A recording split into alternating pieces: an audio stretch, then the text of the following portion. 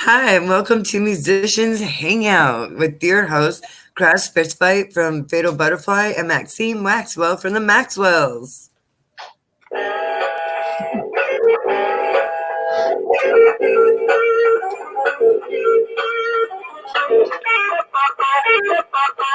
Hey everybody, happy Wednesday. It's great to be back. How's Happy everybody Wednesday. doing? Oh my goodness. I can't believe it's already been a week since the last show. I know. Gosh, time And is so just... much is happening too. Goodness. Oh wow, so many great things. Thanks to all of our followers who keep Yes, sharing our page. Oh, we so appreciate you. yes. All right, Yeah, without further ado, I will go over the mission statement and then we will introduce our guest for tonight. So the mission statement for Musicians Hangout is to be part of a revolution to create friendships with other artists and build a community network to save music. absolutely. All right, so welcome, Mark. Go ahead and tell us a little bit about yourself. Hello, everybody. I am a singer for hire out of Salem, Oregon. Been up here in this area since 2001. Was down in Los Angeles from 91 until 2001. Dropped out of college at UNLV. Just before that, just in Las Vegas, Nevada, to go jump into the music pool. And I found out that I was a small fish in a very big pond. I cut my hair. I sold all of my gear. I became somebody else for 10 years and realized that empty spot in my life had to be filled back up with music. So I went in the other direction, which meant grew my hair out, bought some gear, got divorced, and I haven't been happier since I made that choice. Right on. Well, thanks for sharing. So you said you bought gear. What do you play? Well, I always wanted to be a guitar player. I wanted to be Eddie Van Halen when I was growing up. And so I took guitar lessons. My mom bought me my first electric guitar. And I met some other guys that also had guitars and drums and whatnot, but found out very quickly that nobody could sing. Oh, no. So I became the singer by default because I could sing. And then as it turns out, when I got up here into Portland, I just assumed that role of singing for people. 2002, I was with my first group of guys playing cover songs, and I answered an ad on Craigslist for a Guns N' Roses tribute singer in 2005. Wow. And I joined a band called Appetite for Deception. I didn't join it. I founded it myself, and our Izzy Stradlin and our Slash characters, as well as a Duff and a Steven Adler character, who they both turned over. But for the most part, the band has been a single unit since 2006. Okay. We've been in and out of Sturgis, South Dakota 4 times, Nice. played Dakota Rock Fest with the likes of Bret Michaels, Don Dokken, Skid Row, LA Guns, Firehouse, Enough's Enough. I mean, I hate to name drop, but I love to name drop because I grew up listening to these guys, and it was the biggest thrill of my life to be able to share a stage, open for them, and then with a performer pass, get to hang out on stage. Yeah, that's cool. And, take photos and get pictures and autographs. And this, some of the best memories I've ever had in my life were just seeing what these guys are really about. Sweet. That's really exciting, huh? So at Dakota Rock Fest in 2009, we got there early because we had stopped in Omaha the night before. We drove all the way out from Oregon, straight into Omaha, Nebraska, where our drummer, who couldn't drive out with us 3 days early, flew. We picked him up from the airport, drove into South Dakota, got there really late, parked behind the stage, and so we were only like 10 feet away from the back of the stage, which was easy load in and load out. And after we finished our show, when we came off the stage, there was a 10-passenger van with a trailer just like ours, and the tailgates on the trailers were both like this, only about 10 feet apart. And Tracy Guns was sitting on the back of his trailer, restringing his guitar. And we had done a show with him in Portland. Couldn't have been 2 years earlier. So, you know, it was like we had opened for them at a club in Portland. And then so you get to talk to them and see how do they travel as a band compared to how do we travel. Huh. You know, for them, and tribute bands can be really, really different because some people treat it as a hobby. We were fortunate enough to have an RV that we called the Night Train.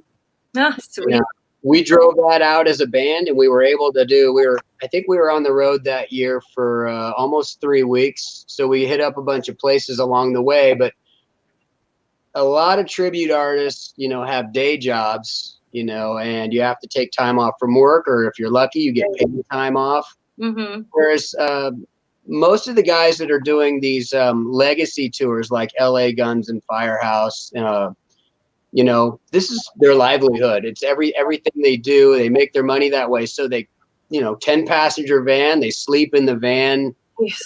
You know, whereas we have an RV with a microwave and a refrigerator and. You know, not like we've got this really fancy bus or anything, but it's less important for us to go home with a lot of money than it is for them. I They got want to take their money home. Yeah. So that kind of stuff for tributes can be a lot of fun. And to be honest, the driving together, traveling together, and doing all that is so important in order for the band to bond.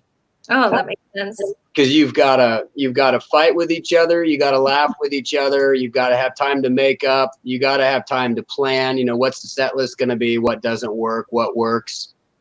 And if you just show up on, you know, game day with a set list and expect everyone to be good, it's not going to happen. You got to actually spend some time together for it to work out. Yeah, that's with every band. I mean, I'm married to my one band member. I get it. You do have to go through all of those ups and downs, you know, to be a really tight-knit band. I mean, what better way to feel each other on stage? Yeah.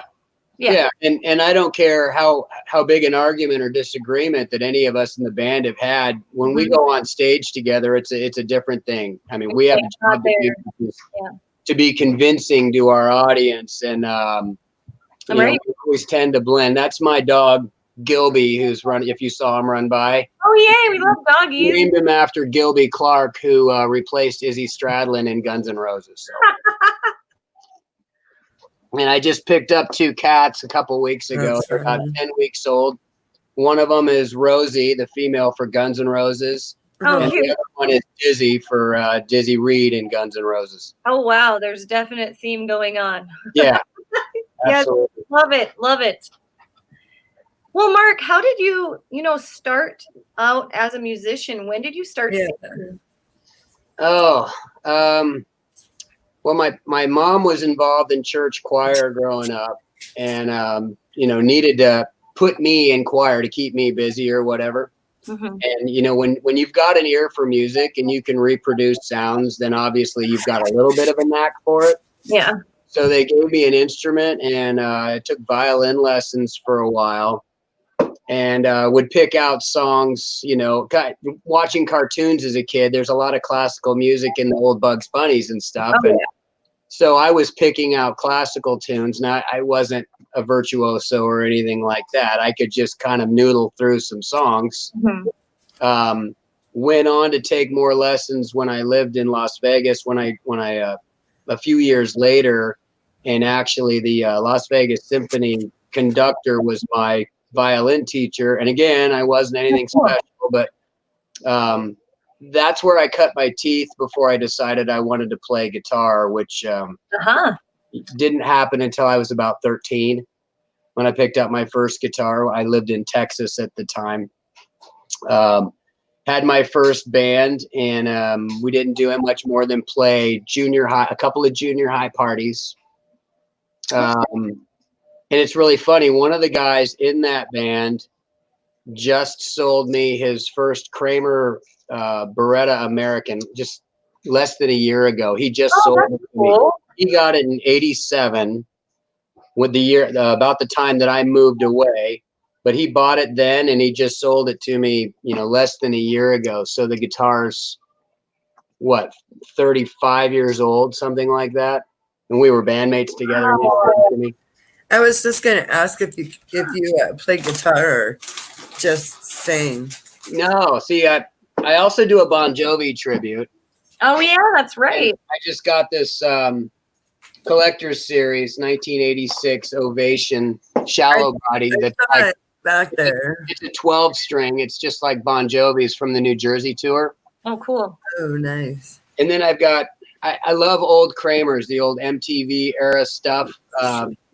Motley Crue played them, Bon Jovi played them, Cinderella played them. Everybody that I liked in the early 80s played Kramers, so I've got them all over the place. Oh, that's cool. Yeah, it's fun. I'm not real good, but I hang them up like art when I'm not playing them. Yeah, I do too. Well, my husband plays lots of guitar. I hang up the guitars. Well, I choose where to hang them anyway. Yeah, it's my artwork. It's my Picasso, my Van Gogh. That's what I do. Cool. That and my Billy Idol. I feel like we should hang our guitars and basses. Yes, it's so nice. Like you said, it looks like art, but it's also functional, not being on the floor in the way or potentially knocked over by your doggies. Yeah. And like artwork, most of it retains its value. I mean, they may even appreciate in value and be worth more than art. So I don't really have a problem with purchasing stuff like that and hanging it up and play it when you want to play it, switch guitars and pick a different one later. Oh, heck yeah. So who are your other influences? So I get that, obviously you have a Guns N' Roses influence and Bon Jovi. You mentioned Cinderella as well. Anyone else that you listen to? Well, I wanted to be David Lee Roth, back in the early days, because he was the coolest guy in the world. Everybody wanted to be that guy. Just built like a god, all kinds of confidence on stage. He could do anything, had that amazing hair and that awesome scream. I liked the old Van Halen a lot because of him and Eddie. Kind of liked the spandexy thing that was going on with Quiet Riot in the early days. Okay, yeah. Was a big Rat fan. Oh, I love Rat. Yeah. One of my Teeny and Robin songs is Round and Round. When I warm up on drums, I always do Round and Round. The guitar sound on that was kind of the big deal. And then I remember watching. Do you remember the US Festival concert? The 1983. There was this big concert that was in Glen Helen. What is it? Glen Helen. It's a park or something in Southern California, just outside of LA, like the San Bernardino area. Mm-hmm. They had this huge 3-day festival. You can YouTube the old videos, but I believe it was Showtime or HBO recorded it, and they were playing it on Showtime about the time I was in my first band. Oh, wow. I watched, Quiet Riot and the Scorpions and Van Halen and Ozzy and Judas Priest. Great. Several bands, and you got to watch those same 3 songs that they played over and over and over. But I wanted to do that. Mm-hmm. I really wanted to be that guy in that kind of rock band.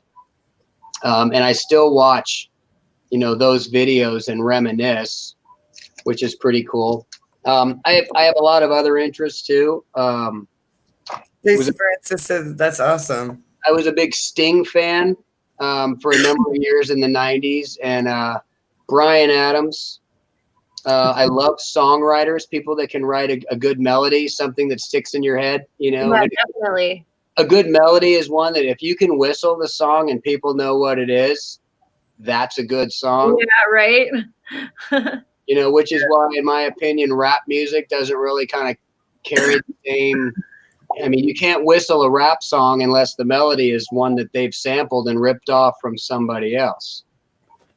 Right. So, I love songwriters. I love great vocal harmonies. Dokken was another one of those bands that I loved because Jeff Pilson, Don Dokken, and Mick Brown sang so well together, and George Lynch's guitar playing was just so incredible. And I've been able to meet a number of these people too. As I was saying, Tracy Guns earlier, but I've met George Lynch. I've met Don Dokken. And it's kind of sobering.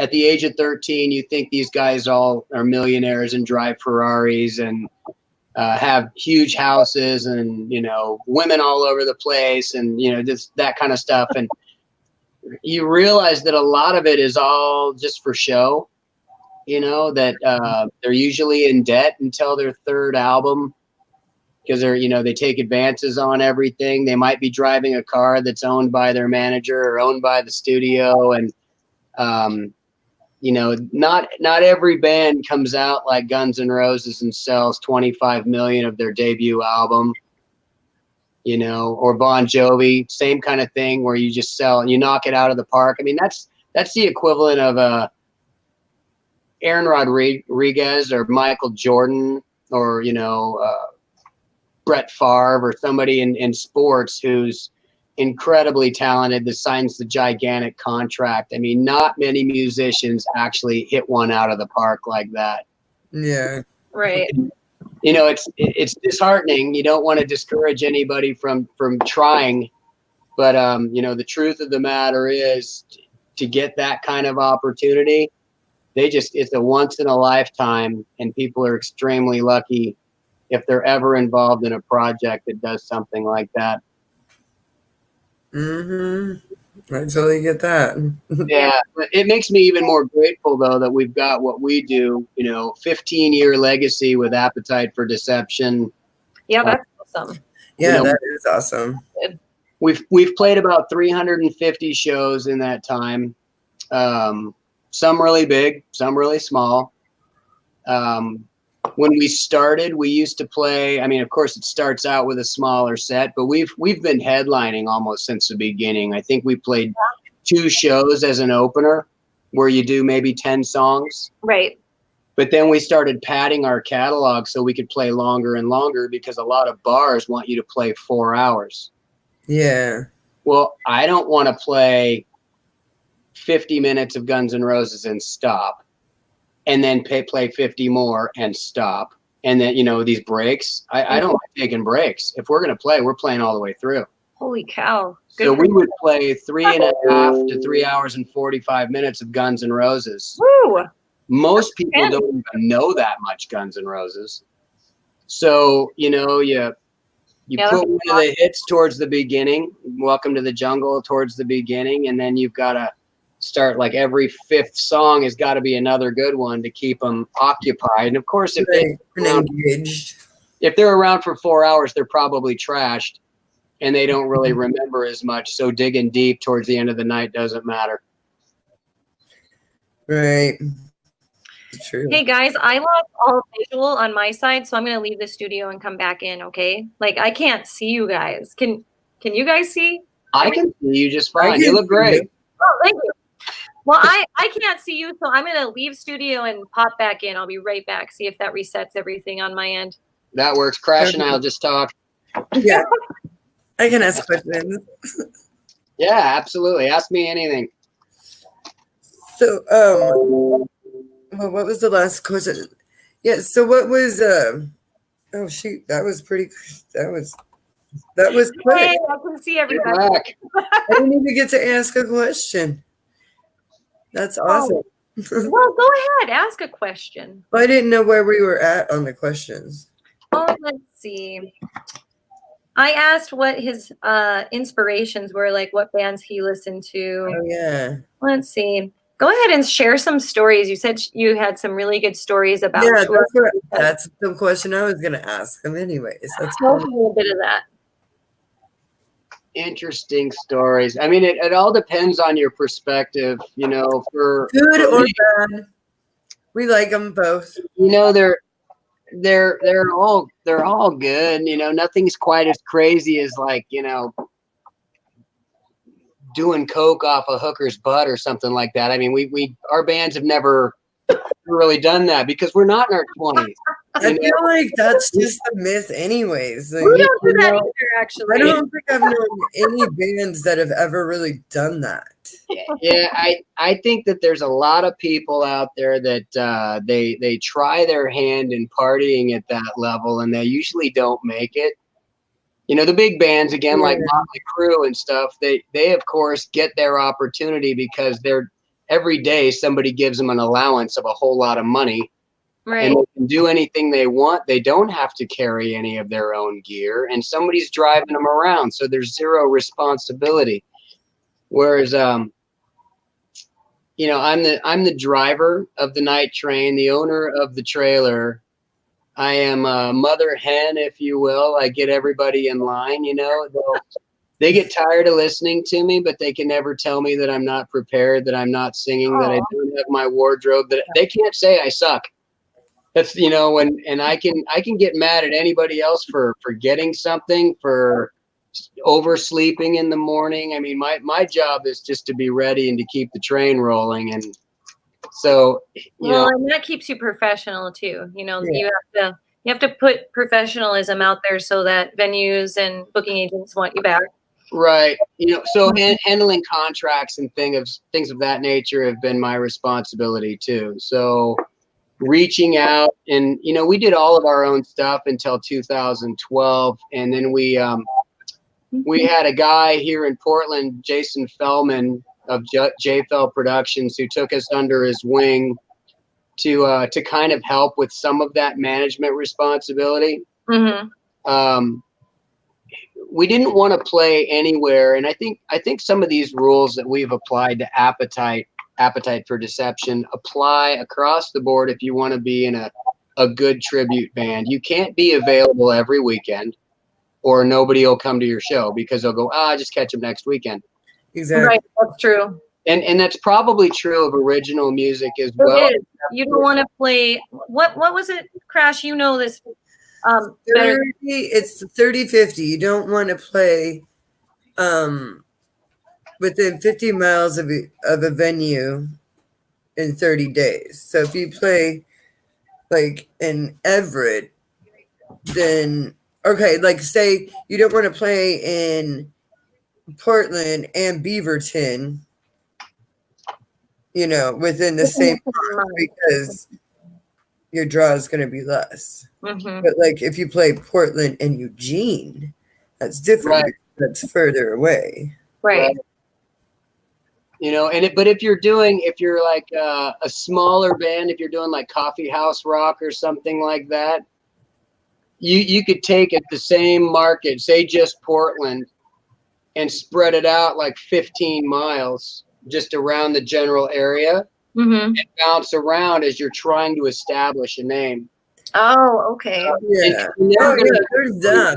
But You don't have to fill a place with 200 people. You only need to have like 40 if you're doing shows like that. Oh. So then you're just pulling in locals to get your name established. If you're a name, like, I consider our product to be Guns N' Roses. Mm-hmm. So I don't want a billboard to say Appetite for Deception. I want it to say Guns N' Roses tribute.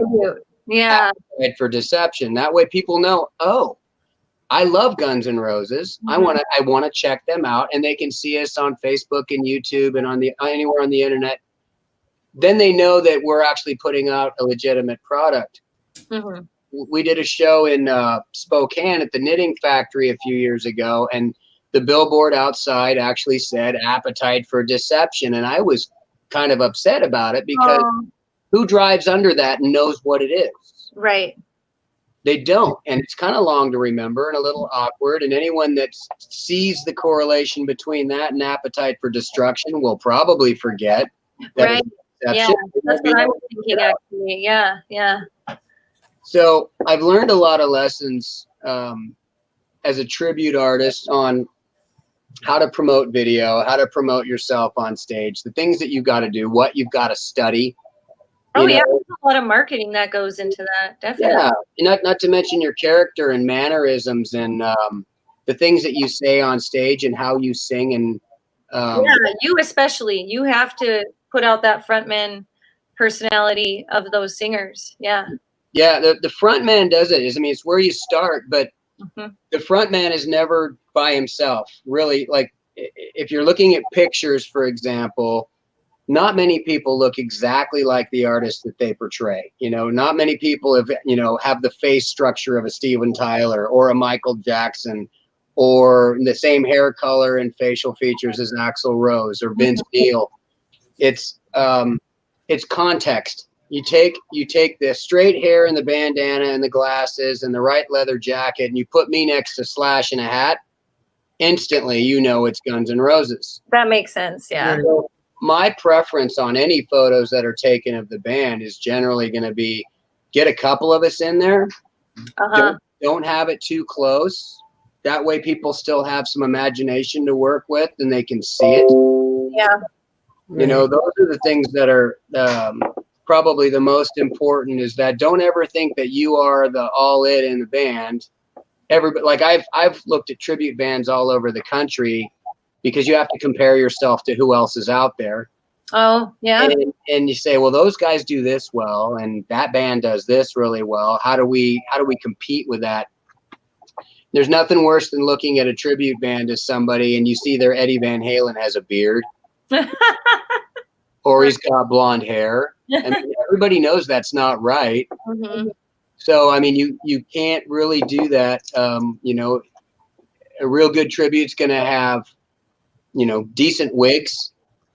So, you know, you get that likeness down. The clothes have to be right. And you don't just go shoes, pants, and a jacket. You really should have rings and bracelets and necklaces, wallet chains and ankle straps. And, you know, because all of it, the entire package is what people are, it's what they're looking for. And, you know, being a couple years past all of that myself and knowing what I want to see when I go to a show, if you hit it on the head, you'll see your audience who's probably your same age. You will see them actually revert back to that age, 1986, 1991, and experience emotions that they haven't felt in a long time, like flipping through a scrapbook.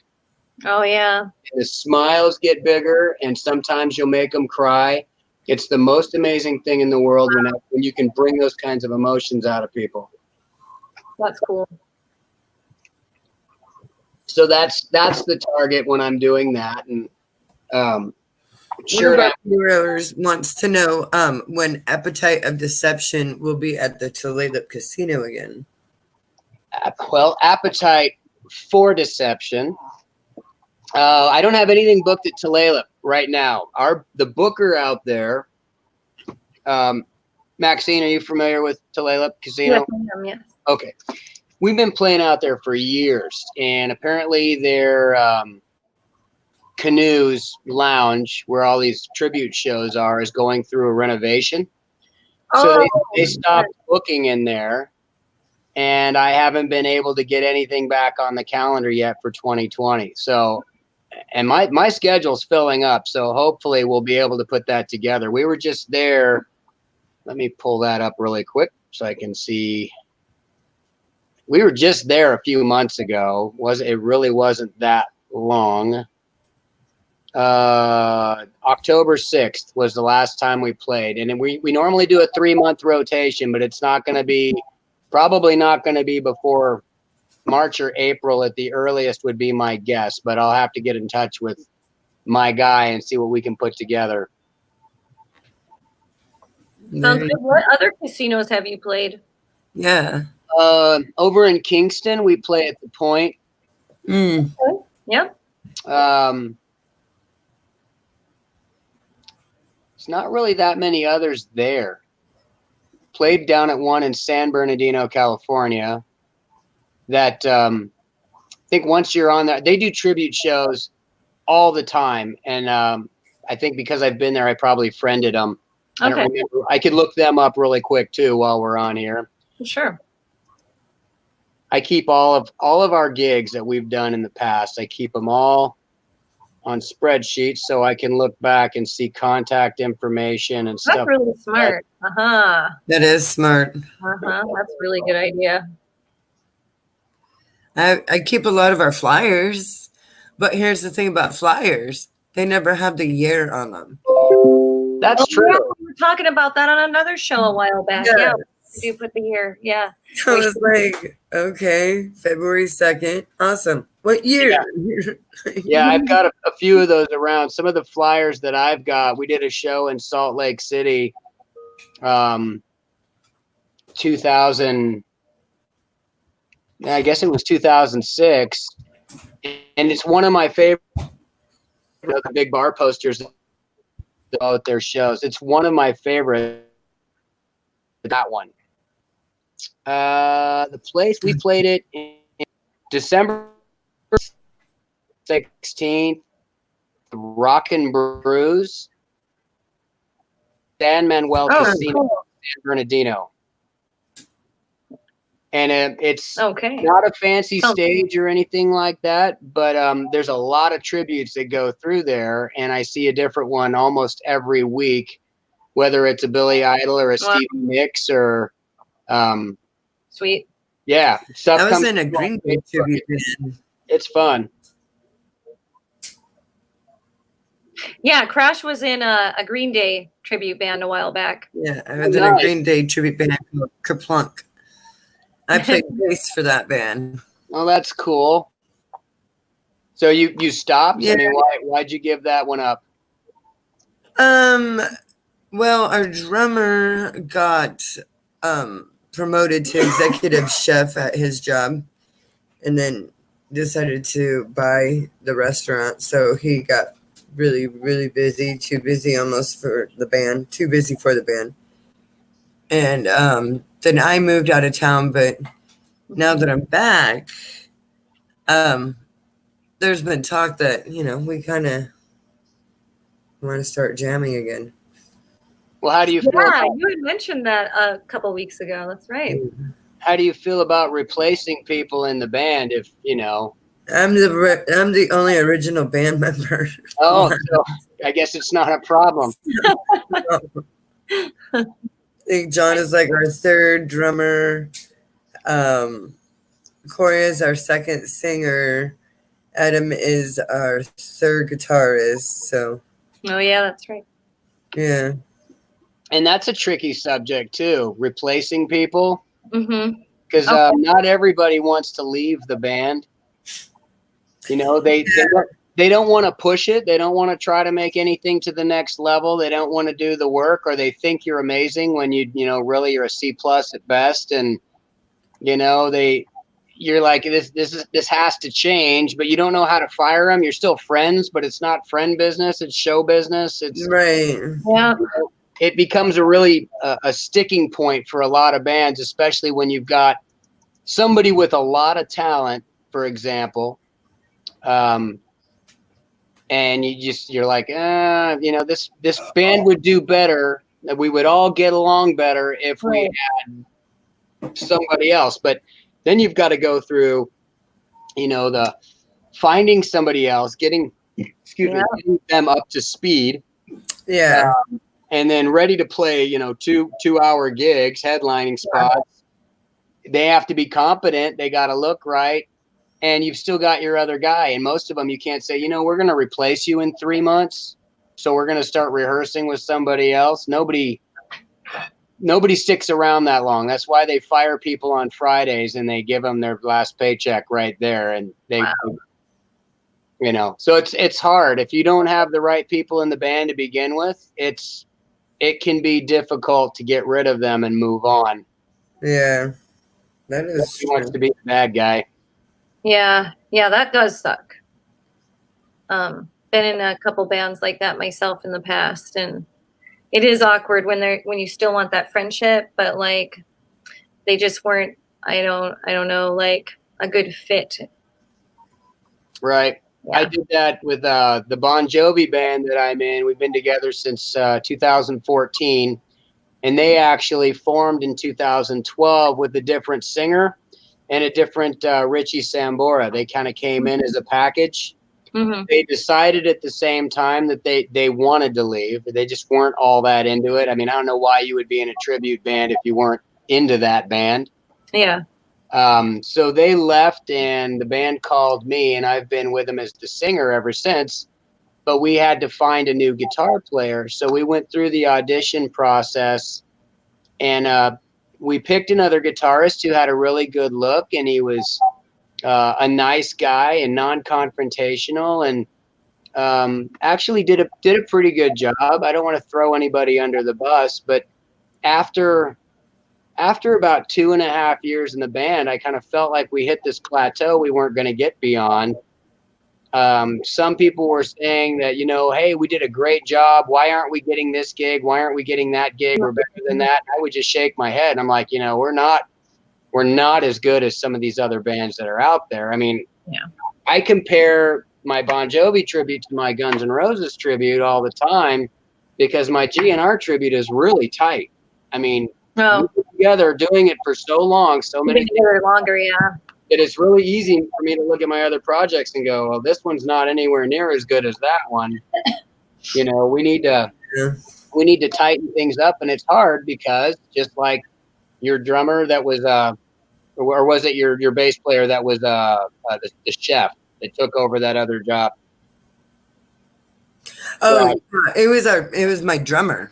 I was a bass player. Yeah. He left, and when you've got other people that don't have a job that's calling them away, or they have a job that keeps them so busy you can't practice more, or you can't take certain gigs, those day jobs can really interfere. And the GNR lineup is really kind of unique in that usually if something comes up, everybody will drop everything to go do it. Mm-hmm. I mean, it's, we've played in Alabama, we've played in New Mexico, we've played in Canada, we've played, this band has played kind of all over the place.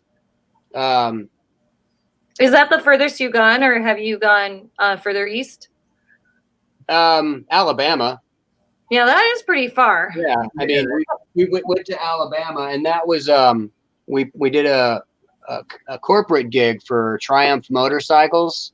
Uh-huh. We have a contact here in the Portland area who's with Harley Davidson, who has a friend who works for Triumph, and they were doing a big corporate event at this raceway. I forget what the name of the raceway was. I can look this up too. We have the power. Yes, we do. So we went out and played that show, and that went over really well. And those corporate gigs tend to pay pretty well too. Oh, nice. When was that? 2015, maybe. I'll find it while I'm talking. So yeah, you do a fly out like that. Everyone just gets on the plane. You fly into town. Somebody picks you up. You go to the hotel or you go to the venue. You have all your gear backlined and provided for you, except for guitars. Do your sound check, grab a bite to eat, play your show, and then the rest of the time you're there. It's really just about hanging out with some of the other corporate people, and generally not wearing suits. They're having a party. Right. Yeah. Yeah. Involved in the party with everybody else, which is cool. Birmingham, Alabama, October 12th of 2014. Very cool. Huh. That's awesome. Yeah. That same year in September, we played at the Inn of the Mountain Gods in Ruidoso, New Mexico. Sweet. That sounds like fun. Yeah, it Yeah. is. And it was the same kind of thing. We flew into El Paso. They pick us up, drive us north, and it's only like 45 miles from Roswell. Oh, yeah. Where Okay. the UFO stuff was. Yeah. And my our Sweet. rhythm guitar player wanted really bad to rent a car, go to Roswell and poke around. And I get uncomfortable with people taking off. It's like, you're going to go that far away. If anything happens, we're without a guitar player, so Yeah. yeah, I'm like I said, mother hen, kind of a stick in the mud, Yeah. like that. I'm like, nah, go. He's also the one that wanted to go see was it Laura Ingalls Wilder's house when we were driving through, I think, South Dakota. He's like, I really got to go over there, and we got to go see the little house on the prairie. It's not that actual house, but it was where Laura Ingalls Wilder grew up. Right. And I'm like, I'm from North Dakota originally, so are you? I know where that's at. Yeah. Is that in South Dakota? I think it's in South Dakota. So it was like, we got to drive 40 miles that way and then 40 miles to get back on the highway, and then spend some time there, at least 20 minutes to a half an hour. So you're now behind schedule 2 to 3 hours. You're not going to get where you got to be if you want to go check out the Little House on the Prairie stuff, Mike. Don't do it. So we end up, a lot of it's work, and most of the party is when the show is over. And there were lots of those times in Sturgis where, we start drinking about the middle of the show.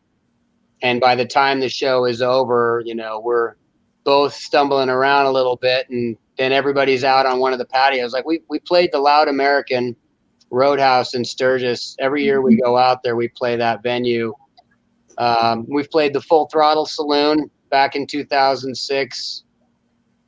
So it's kind of our claim to fame, I think, is that, the first year we were together, Mike said, we got to play at Sturgis. And I'm like, why do we have to play at Sturgis? He goes, because it's the coolest biker bar in the world. And it's perfect for a Guns N' Roses band. We have to go there. So, we're just figuring out, how do we play the songs right? How do I sing them right? What am I supposed to wear? How am I supposed to move? As you're learning everything about your character. Mm-hmm. And you take pictures of everything, you take video of everything, and, you compile all the things that actually look good.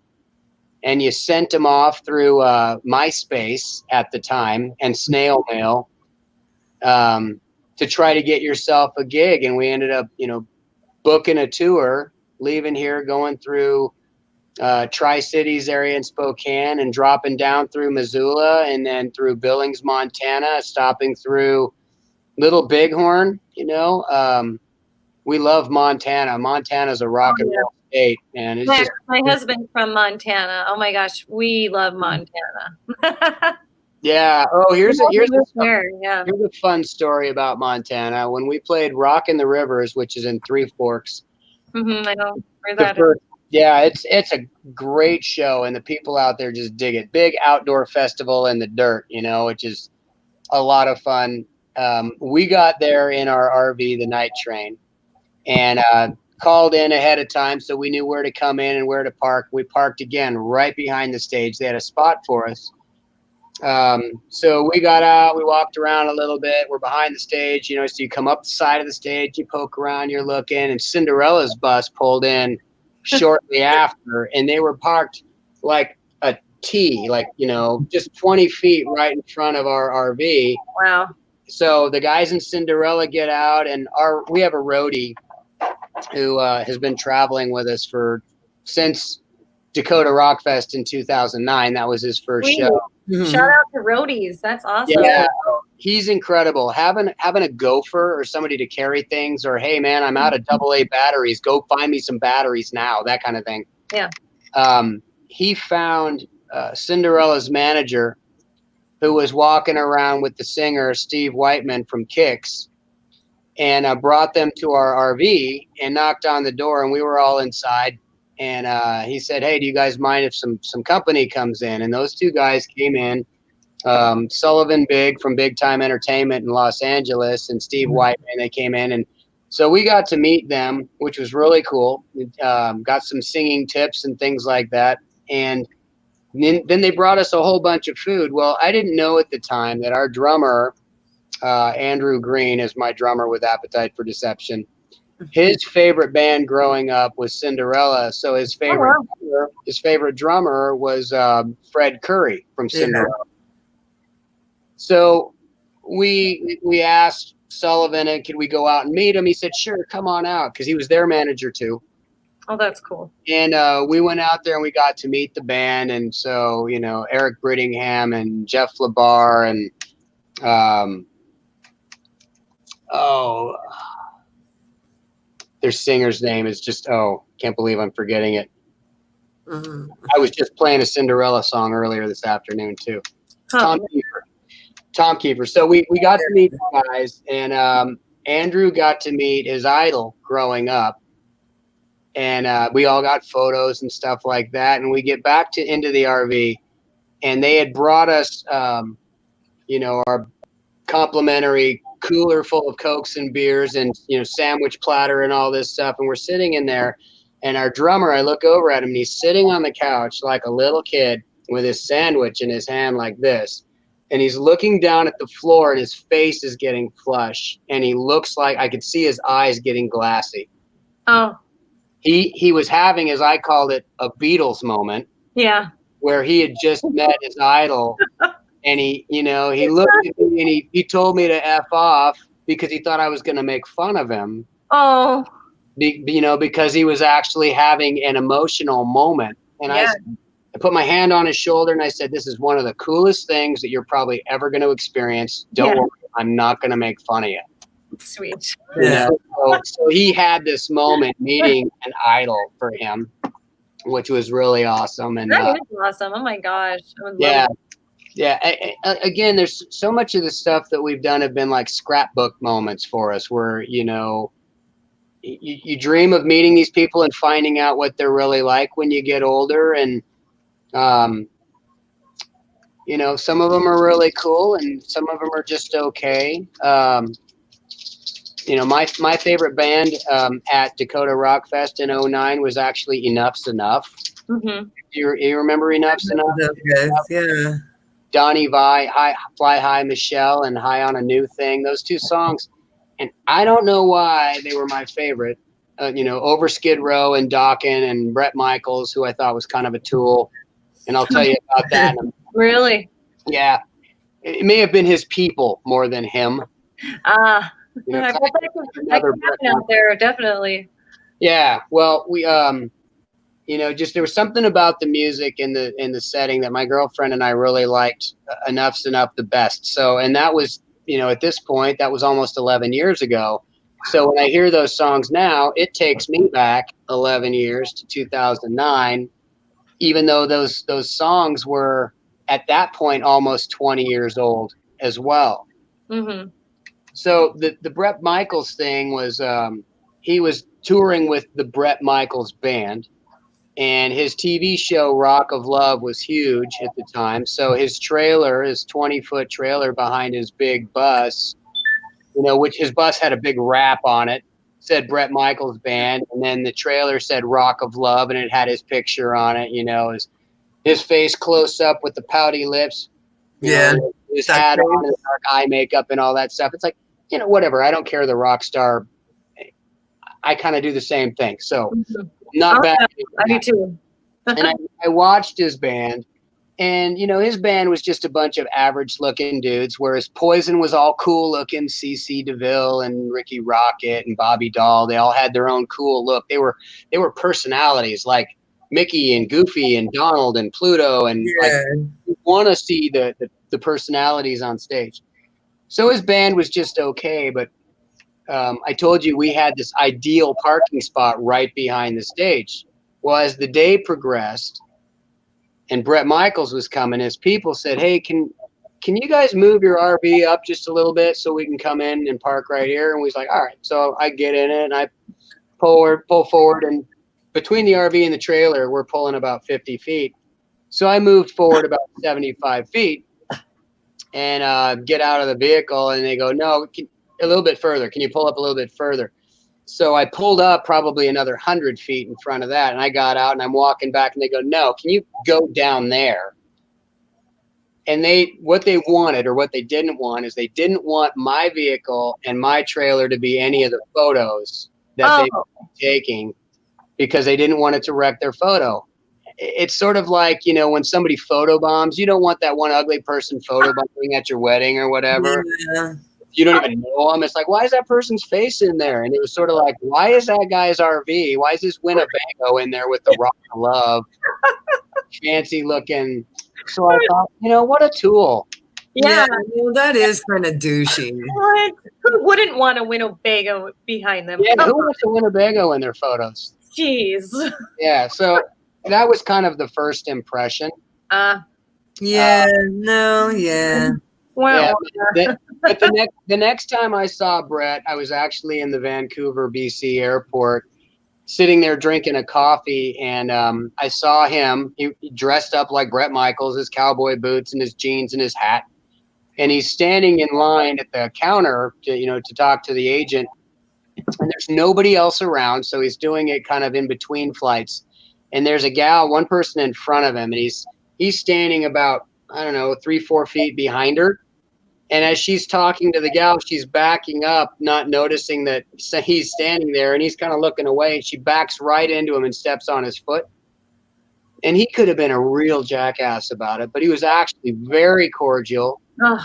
Was nice. And then she recognized him, so he went through the introduction thing, and then she wanted an autograph, so he autographed something for her, and then he did a really, really pleasant handshake with her. And so it's not really fair to say that he's a jerk, and maybe it was just his people, in placement. It was probably his PR people. Yeah, because it sounds like a public relations kind of person. They're always kind of big jerks. Oh, sure. I'll go over music news while you let your doggy in. Oh, yeah. All right, guys. So we got some music news for you for 2020. Dave Mustaine update. The Megadeth vocalist announced he is completely cancer-free. Woohoo! Congratulations, Dave Mustaine. Well, and I have been highlighting his journey with his throat cancer since we started our show, Musicians Hangout. So yes.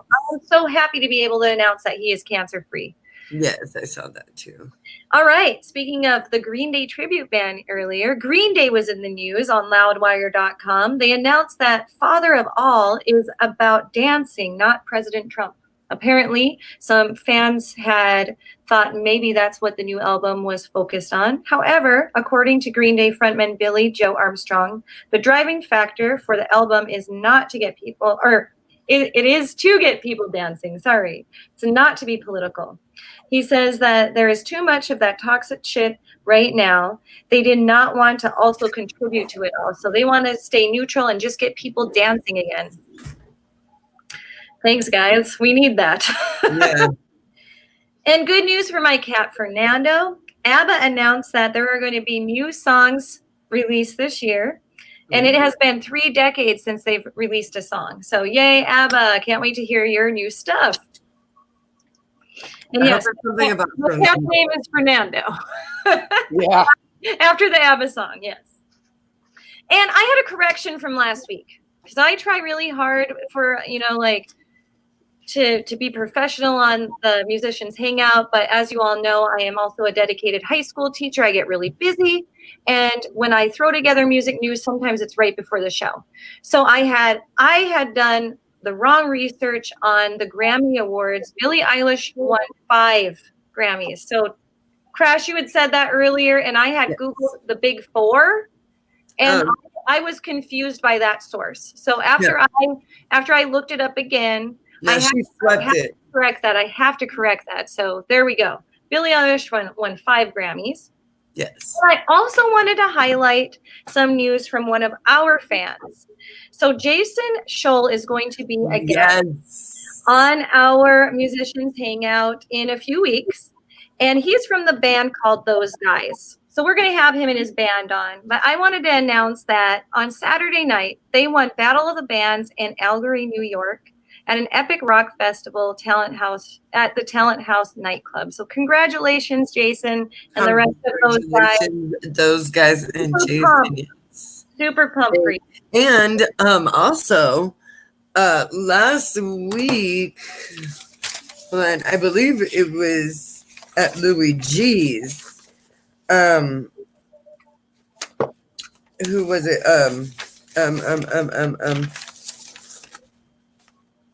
Sin Circus. Oh yeah, Sin Circus. And Kratos.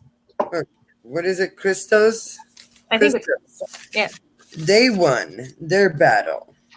Heck yes, I did see that. That's awesome. And they had just released their song brand new video. Right? Yeah. Their brand new video the week before the battle, or was it last week? I can't remember. It was the week before the battle. That's right. Good timing, guys. Good job, guys. Sin Circus, you guys rock. Yes. So I wanted to say congratulations to those guys too.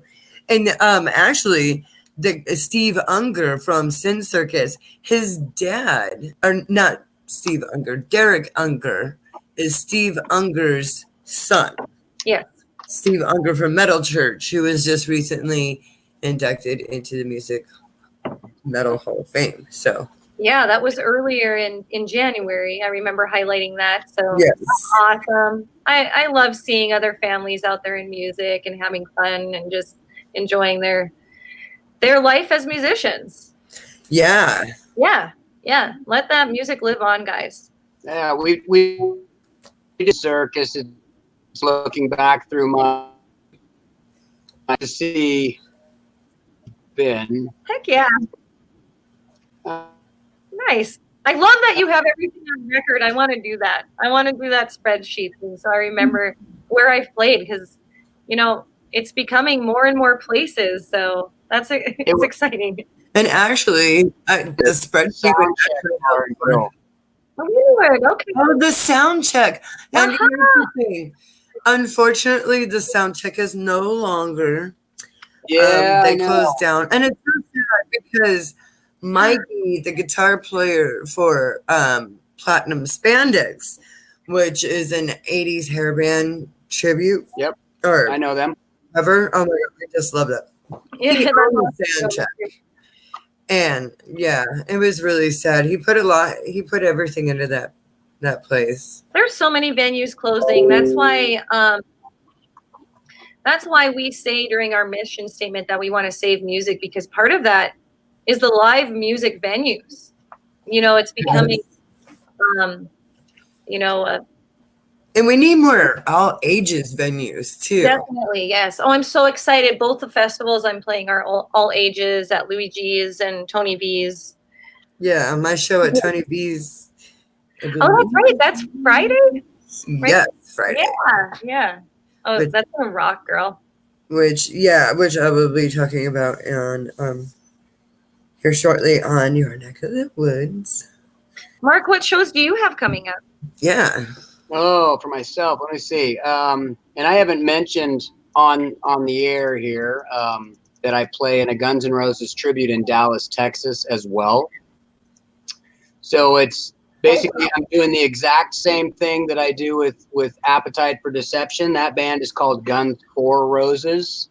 Oh. And they've been together about 10 years now. Okay. I'm with them in Oklahoma next weekend at the Pensacola Choctaw Casino. Oh, Valentine's Day weekend.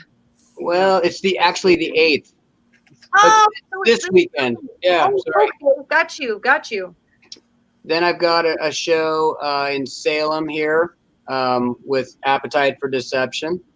Sweet. And I've got things coming up at Billy Blues in Vancouver. I've got Kingston at the Point on March 21st. So for you guys up there in Washington, that'd be good that's a great venue. I love it. It's like a big beach party. They do this spring thing up there. Spring break. Yeah, they do spring break.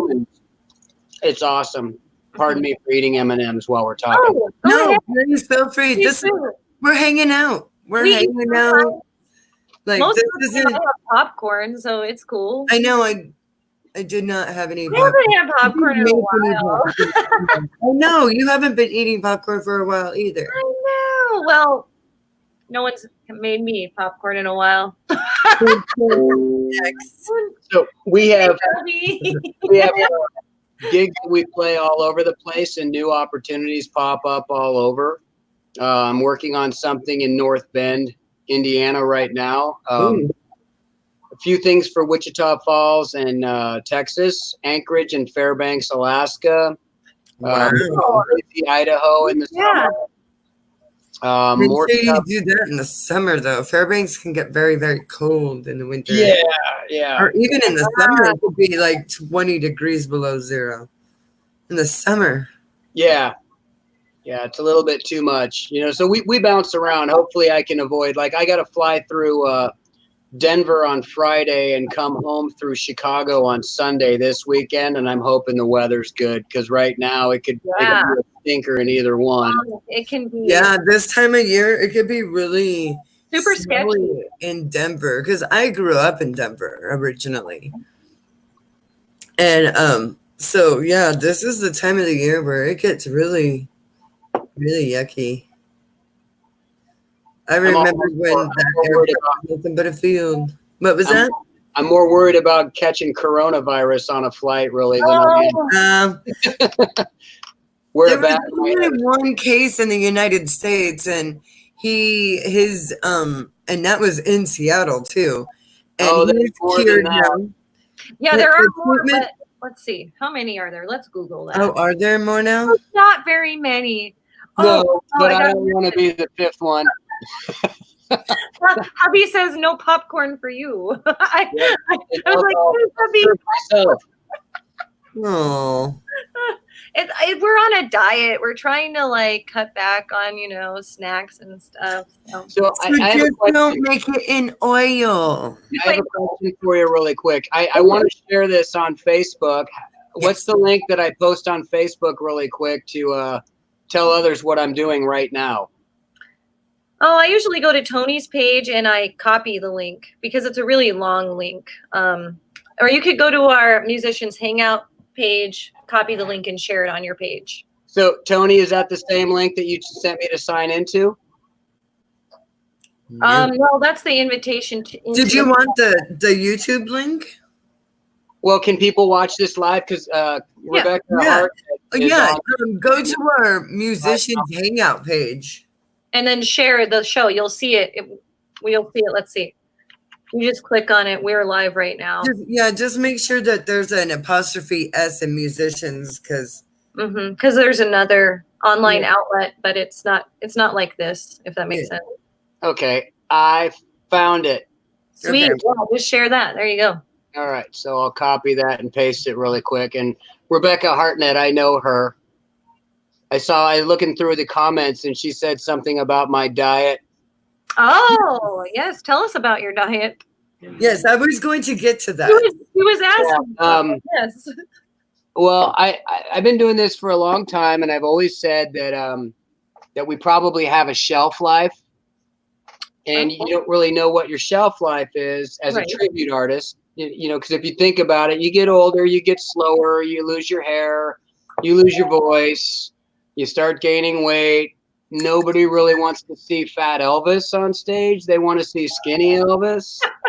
Nobody really wants to watch fat Vince Neil on stage. They'd really rather watch a thinner Vince Neil. So I understand he's trying to lose weight. He's working with a dietitian and a trainer before they go back out on tour.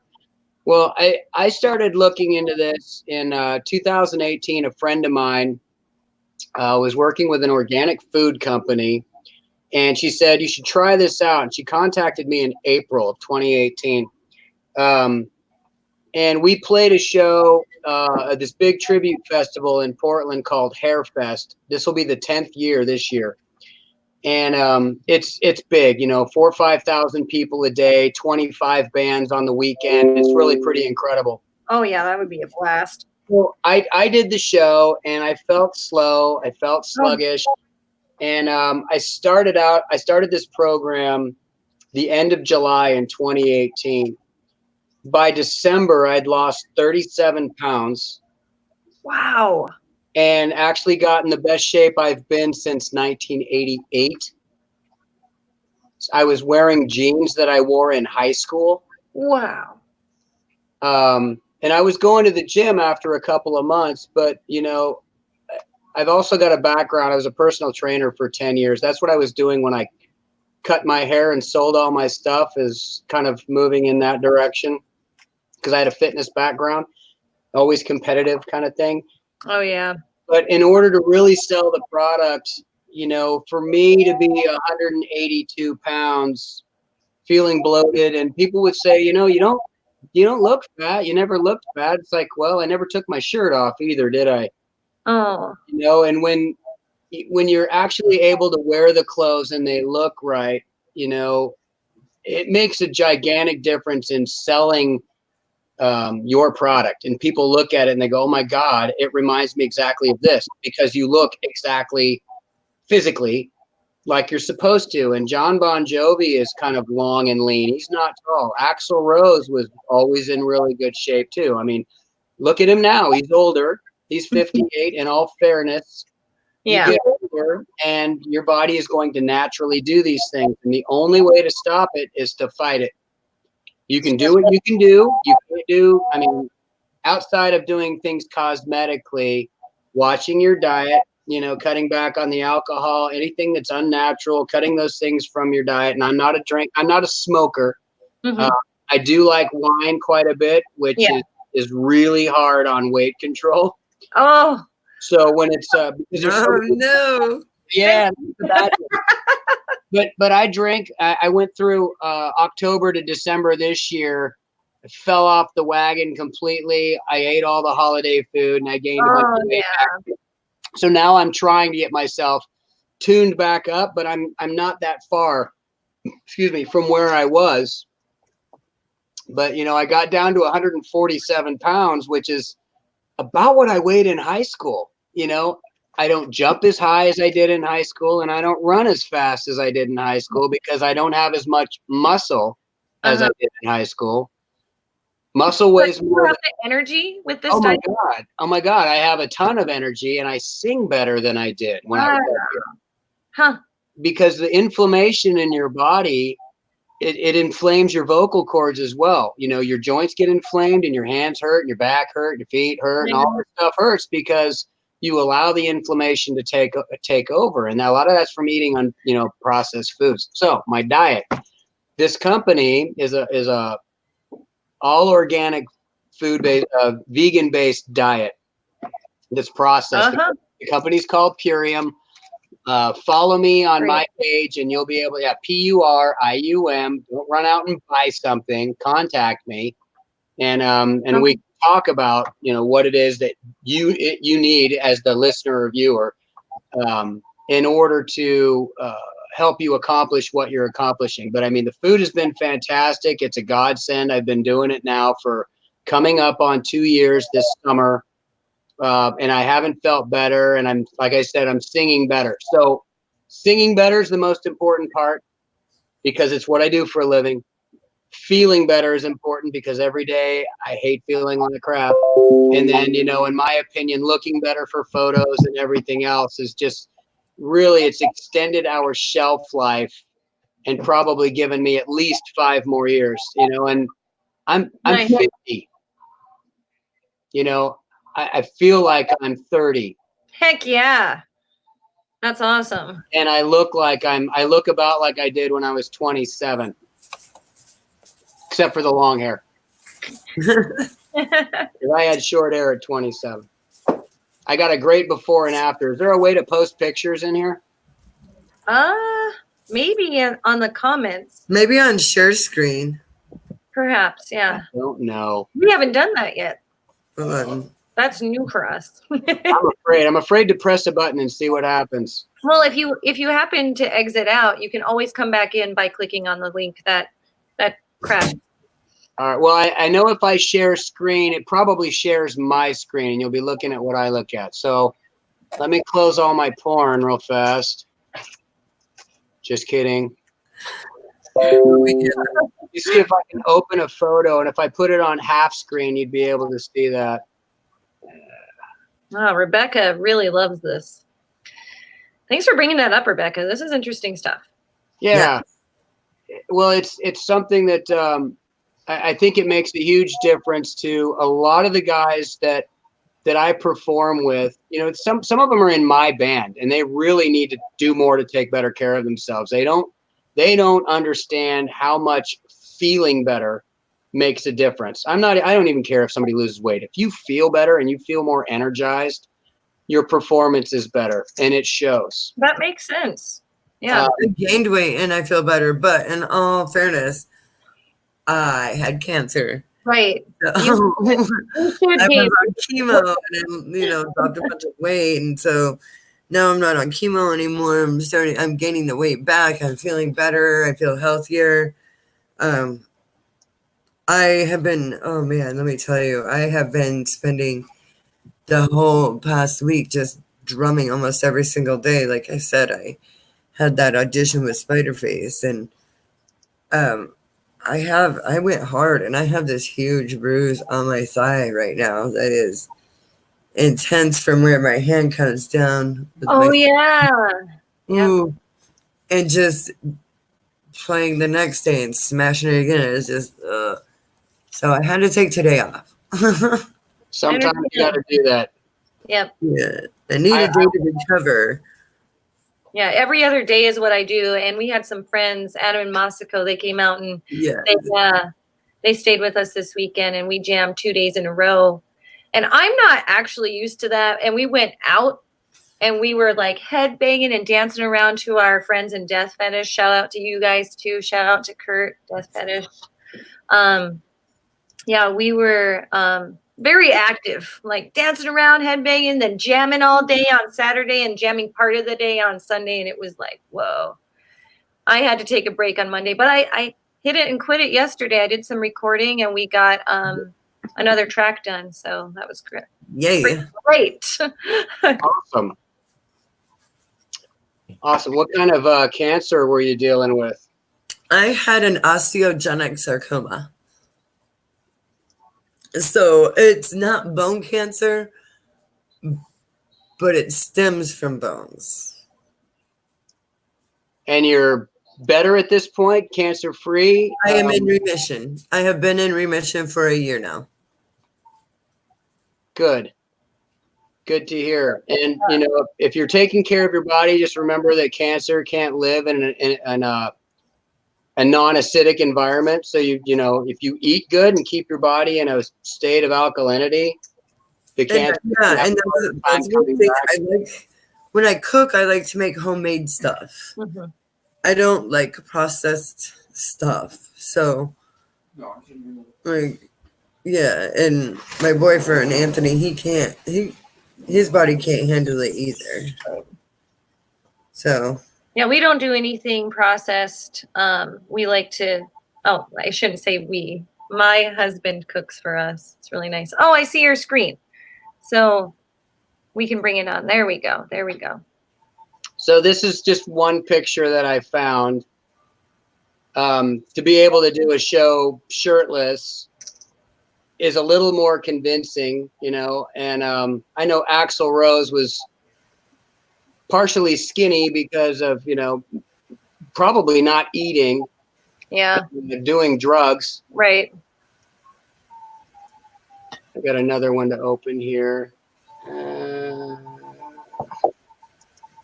try that one. Now, can you see that one? Kind of.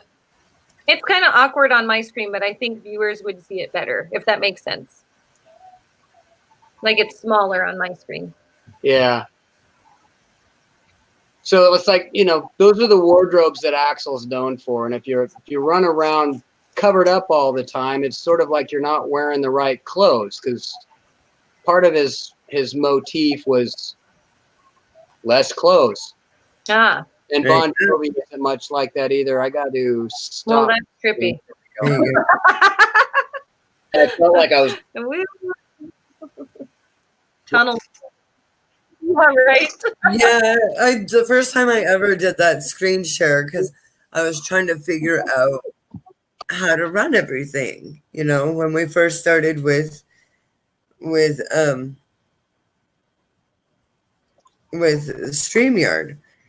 And so it was crazy. I accidentally hit it, and that's all I could see was just my screen. Oh. Like a billion of them. Just instant screens. And I was like, how do I get this off? That was like that forever. No, but yeah, that looks amazing. But do you exercise a lot? I kind of treat it like, since I said this is what I do, I don't have a day job. I'm not a chef. I'm not a construction worker. I mean, this is what I do. It's important to in order to stay in shape and to not just try to eat well, but to get into the gym as much as you can. And I don't do a lot. I'm really not one of these, because I can't I can't get big and still be in character. So like packing on a lot of muscle. Yeah. It's a different goal. I do about 45 minutes, 3 to 5 days a week. I hardly do any cardio because cardio doesn't really burn a lot of fat. Lifting weights, getting strong, building muscle will burn more fat than doing a whole lot of work on a treadmill. So, you know, I have my routine I go through. I get in and I knock it out in the morning, and then I come home and I have something to eat. And then, you know, because you got to fuel yourself too. So the food that I eat and my workout routine kind of keeps me in the right shape so I can sing, keep my immune system up. Because when I'm traveling, you know, long days in and out of the airport, and then, you know, you're exposed to a bunch of stuff too. It's really easy to get a cold or an upper respiratory infection just being in an airplane or in an airport. Yeah, it is. Where everybody touches everything, and now you're right behind and them. this is recycled air. Yep, there's no good air. Yeah. I think airplanes are really gross. Air circulation's terrible. Yeah. Yeah. I have the Cheetos. Yeah. Yeah, it sounds like you fly around quite a bit. Do you ever take any other transportation though, like the train or you know, drive? Well, you know, with Appetite, we've driven in and out of Sturgis 4 times. Oh wow, you go all the way to South Dakota. Yeah, the last time we did it was 2011. Now we're doing a fun road trip. I like going through. That would be fun. Do you hit up? Oh, which highway would it be? Do you go past sort of? Okay, you would go into Wyoming or Montana for that. Well, like, we've kind of gone both ways. We generally go north through Spokane and drop down through Missoula. Okay. And go through Montana that way. But we've also done it to where we've come out of Central Oregon and gone through Southern Idaho, dropped into Colorado or to Utah. Wow. We've done it that way and driven across as well. It kind of depends on what we're able to get lined up. Oh, that makes sense. You do some shows along the way. Yeah, driving's really expensive. And, you know, by the time you've bought gas and paid for wherever you're staying, if you're sleeping in the RV, you may be staying at a KOA. And the food that you eat every day that you're out costs money. Yep. If you aren't doing, you know, at least 3 shows a week, you know, because you'll get Friday, Saturday, and then you're lucky to get a weekday show anywhere. It's hard. And the first year we went out, we stopped in Missoula and we didn't have a gig lined up. We just took our guitars out, walked into a bar and said, "Is it all right if we play in here?" Yeah. Yeah, Gilby wants my attention. Oh, we want to see it. Get up. All right. There we go. Oh, Gilby. Sit down. Sit down. Welcome to the show. That's Gilby. Oh, what a oh my gosh. Pretty doggy. All right, lay down. Lay down. Okay. My chair's not big enough for this, but he does this every night. Well, he probably thinks he's little. Yeah. I have a 70-pound pit bull who thinks he is tiny. Yeah, he's half boxer and has got a good chunk of pit bull in him as well. Oh, yeah. Oh gosh, I had a boxer. I love boxers. Good dogs. Yeah, he's my second. Aw. I had a bulldog. He passed last June. I'm sorry. I had him for almost 11 years. He was my battle man. I loved him. He was my buddy boy. I miss him a lot. Yeah. I'll get another bulldog one day. One day. I was going to ask you, Mark, when you're traveling, how do you stick to your diet? Yeah. It's, you know, it's funny. It's actually almost easier to do it when I'm not at home. Oh, really? A lot of the food is processed. In fact, almost all of it is processed. So you're getting things in powder form, and you break it down into just smaller containers. Like I have things in my backpack that I travel with. So like every couple of hours, if I need protein, I can go to these protein tablets they've got. If I need a shake, I've got a carb shake, I've got a protein shake, I can go to those.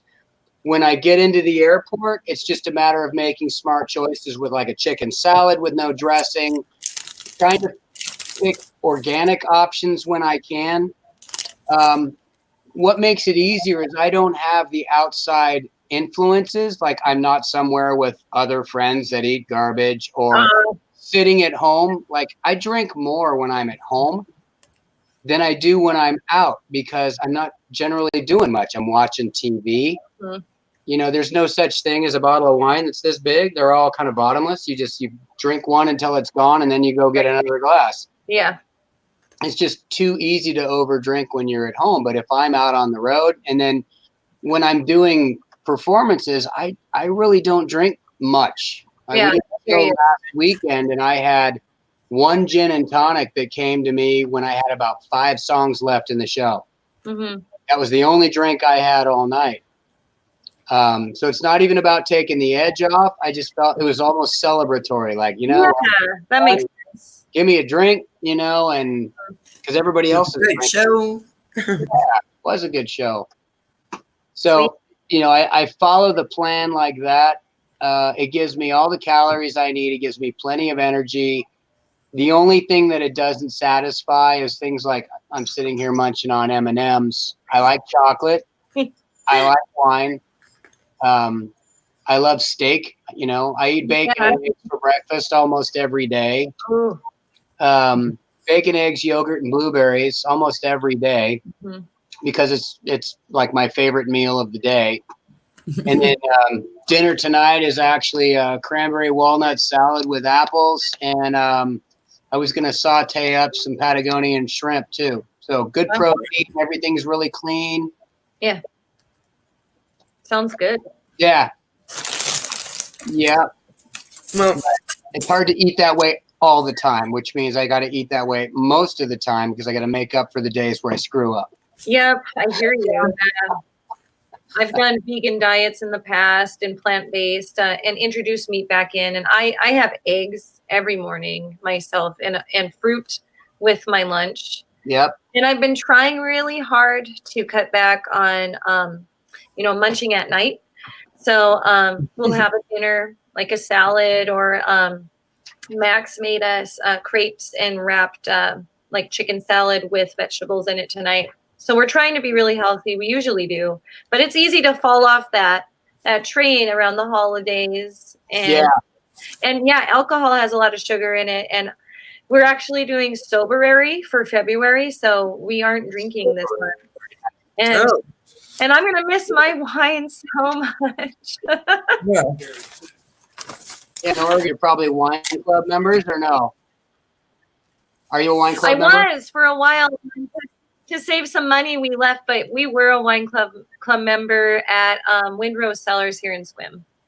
Yeah, we're members of 2 or 3 of them. I don't know. And so you get that wine shipment that just shows up every so often, or we're close enough to like Willamette Valley Vineyards, and we'll go over there and have, you know, a charcuterie board or something, a nut and cheese board, and a couple of glasses of wine, and you know, pick up your bottles and bring them home. And now you've got a big stock of wine at the house. Yeah. And when your body's trying to burn through the calories that you ate, it has to get rid of the alcohol before your metabolism will work like it's supposed to. So it's just, you know, automatically the healthy stuff takes a back seat to getting the booze out of your body.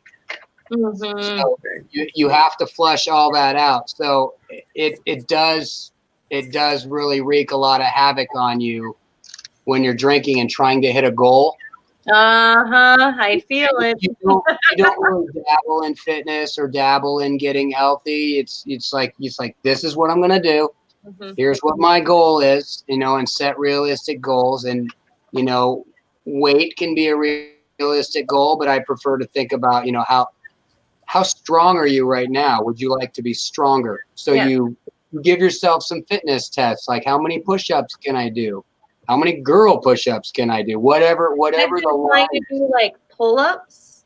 No, just on the floor push-ups. At like pulling up, but I'm getting better. And I'm starting to do practice for. Have you heard of kettlebell, like the Russian kettlebell? Oh yeah. Yeah. So my husband and I he is amazing at kettlebell. I am still in the beginning stages of like learning the posture and learning the lifting technique before I lift the kettlebell, because I don't want to throw out my back. I want to make sure that everything is is lifted, right? So that I don't hurt myself, but I want to build that muscle because it's a lot of muscle that we don't use and that I could utilize while I'm, drumming and hiking. So yeah, they're actually very practical movements because it's a lot of bending and squatting and twisting. Right.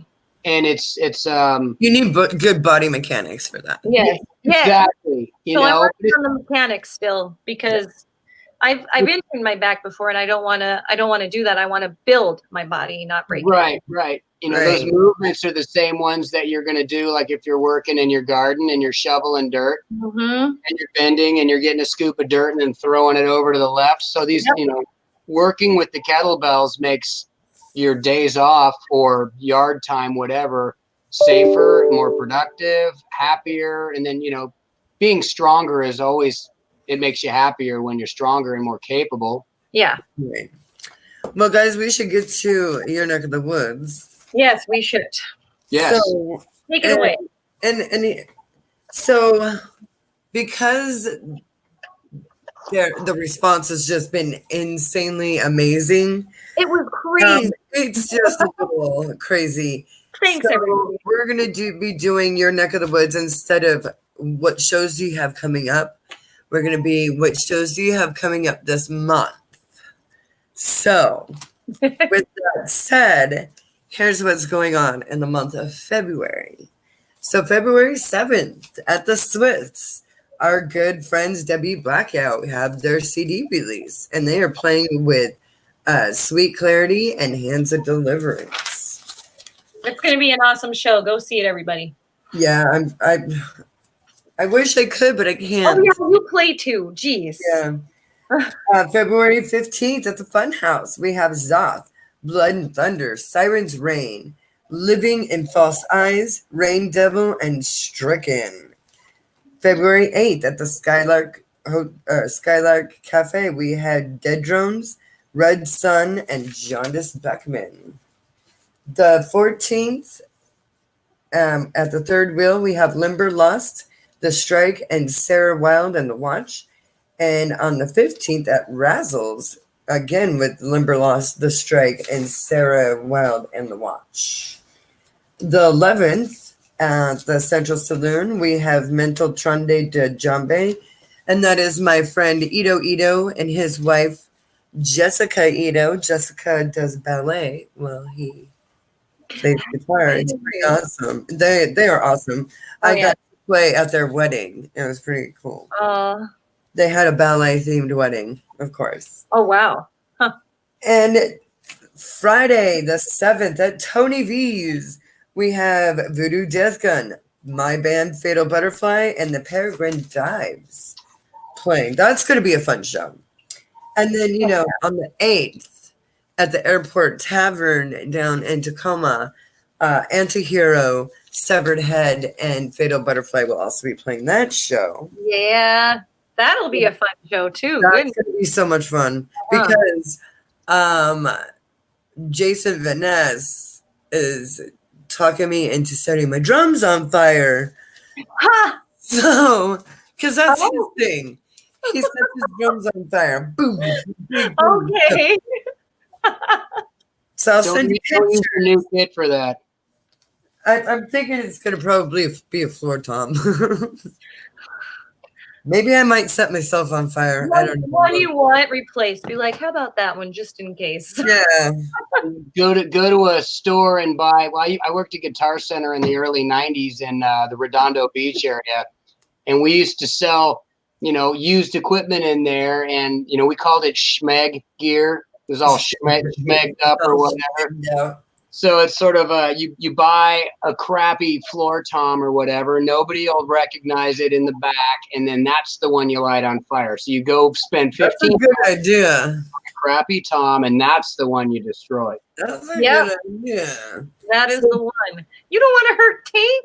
No. Yeah, you mess up your good stuff. I don't know. So Daryl's on the 8th has The Problem, Sabretooth, Omega Theory, and Palace Hotel playing. The 11th, I already said that one. Sorry.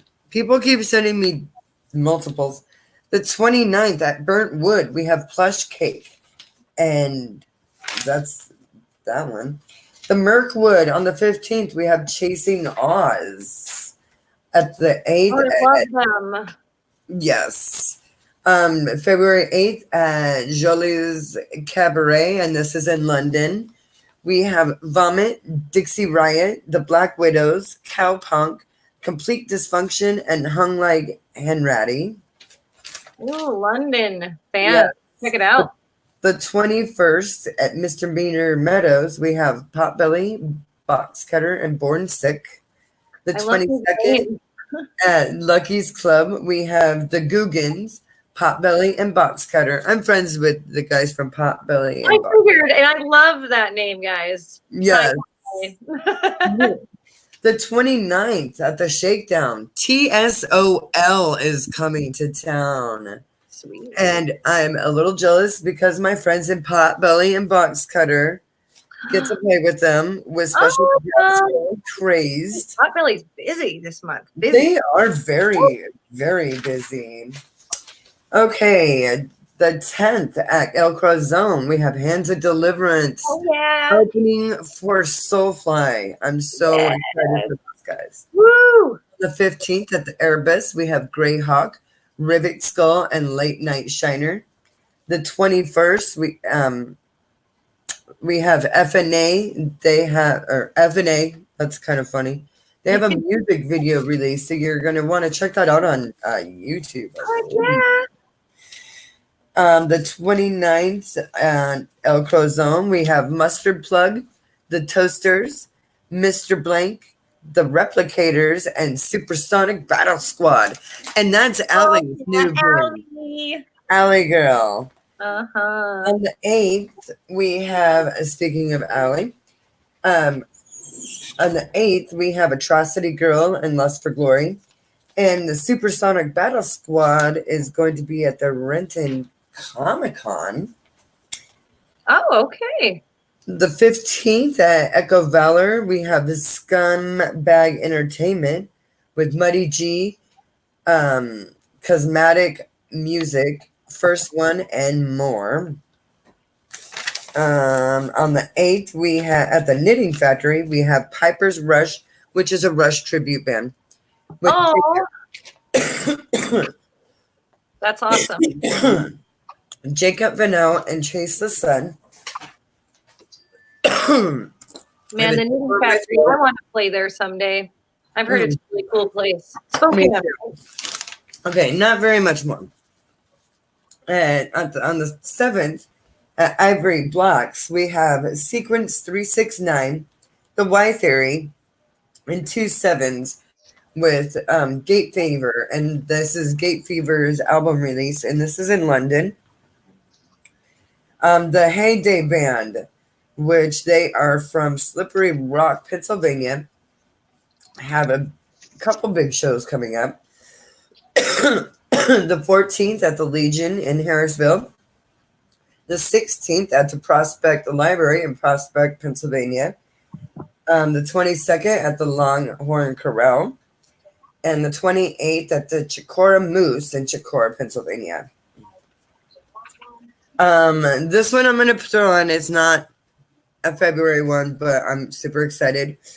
This is not until June, but the Buzzbin with Elias and the Air, the Intangibles, and our friend Spider in the Hall. So, yes. Gotta throw that one in there. Yeah.